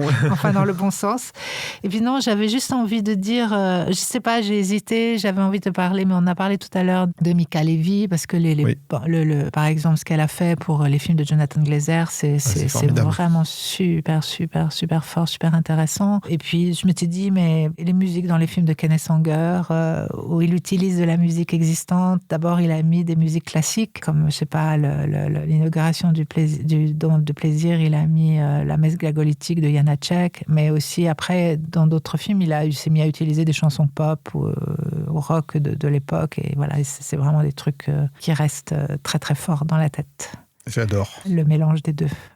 Trop bien. Et bien merci Lucille pour ces recommandations. De rien. 2 dernières questions pour finir. Où est-ce qu'on peut suivre ton actualité? Alors oui, si il y en a une, dans le sens où donc, La Tour de Glace vient de sortir en Blu-ray et DVD, et c'est aussi sur diverses plateformes.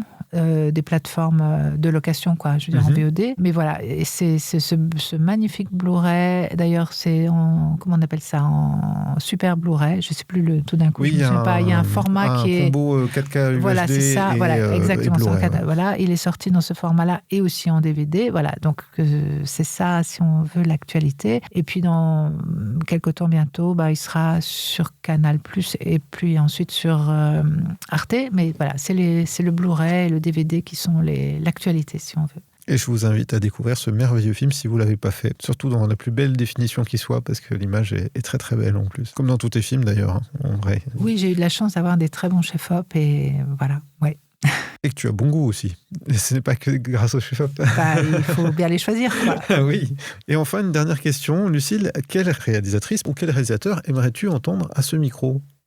Alors, je me suis demandé s'il fallait que ce soit un choix possible, c'est-à-dire ou pas. Tu peux faire les deux. D'accord. Donc, du coup, je me suis dit, je me suis dit justement que cette Masha Chilinsky, j'aimerais beaucoup l'entendre parler de cinéma. Donc, je pense qu'elle ne vit pas à Paris, mais voilà. Je pense pas. Après, je me suis dit, une autre personne, je trouve, qui parle très, très bien de cinéma et qui est peut-être une forme de cousin, c'est Peter Strickland. Qui est un réalisateur anglais qui n'est pas très connu en France. Je vois très bien. Et sinon, je me suis dit peut-être qu'il faut dire quelqu'un qui habite ici pour qu'éventuellement ça arrive. Et ce serait tellement bien que tu le fasses, en effet, que tu l'invites. C'est Alain Cavalier. Ah oui. Voilà, parce qu'il est passionnant, il est très très généreux, il est très ouvert sur plein de choses. Son cinéma est vraiment très très magnifique, mais aussi il est très curieux de plein de choses et il parle de choses de façon magnifique. Il ne sera pas là éternellement. Et voilà, si tu pouvais inviter Alain Cavalier, ça serait formidable. Eh ben merci Lucille. Et voilà, c'est comme ça que se termine cette émission. Merci beaucoup d'avoir accepté cette invitation, Lucille. Et merci pour l'invitation. D'avoir répondu aussi généreusement à toutes les questions qui étaient nombreuses.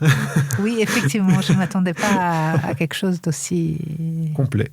Une dissection de ton esthétique et de ta mise en scène. C'est la fin de cette émission. Je vous remercie à toutes et à tous d'être aussi fidèles à ce podcast. Si vous l'aimez, n'oubliez pas de le soutenir en le partageant sur les réseaux et en le notant sur les plateformes où vous l'avez écouté. On se retrouve le 10 du mois prochain avec un ou une nouvelle invitée. Et d'ici là, n'oubliez pas d'aller soutenir les créatrices et les créateurs en allant en salle. C'est très important pour soutenir notre système de création français unique dont on parlait tout à l'heure et nous permettre de produire de nouvelles œuvres. À très bientôt. Bye.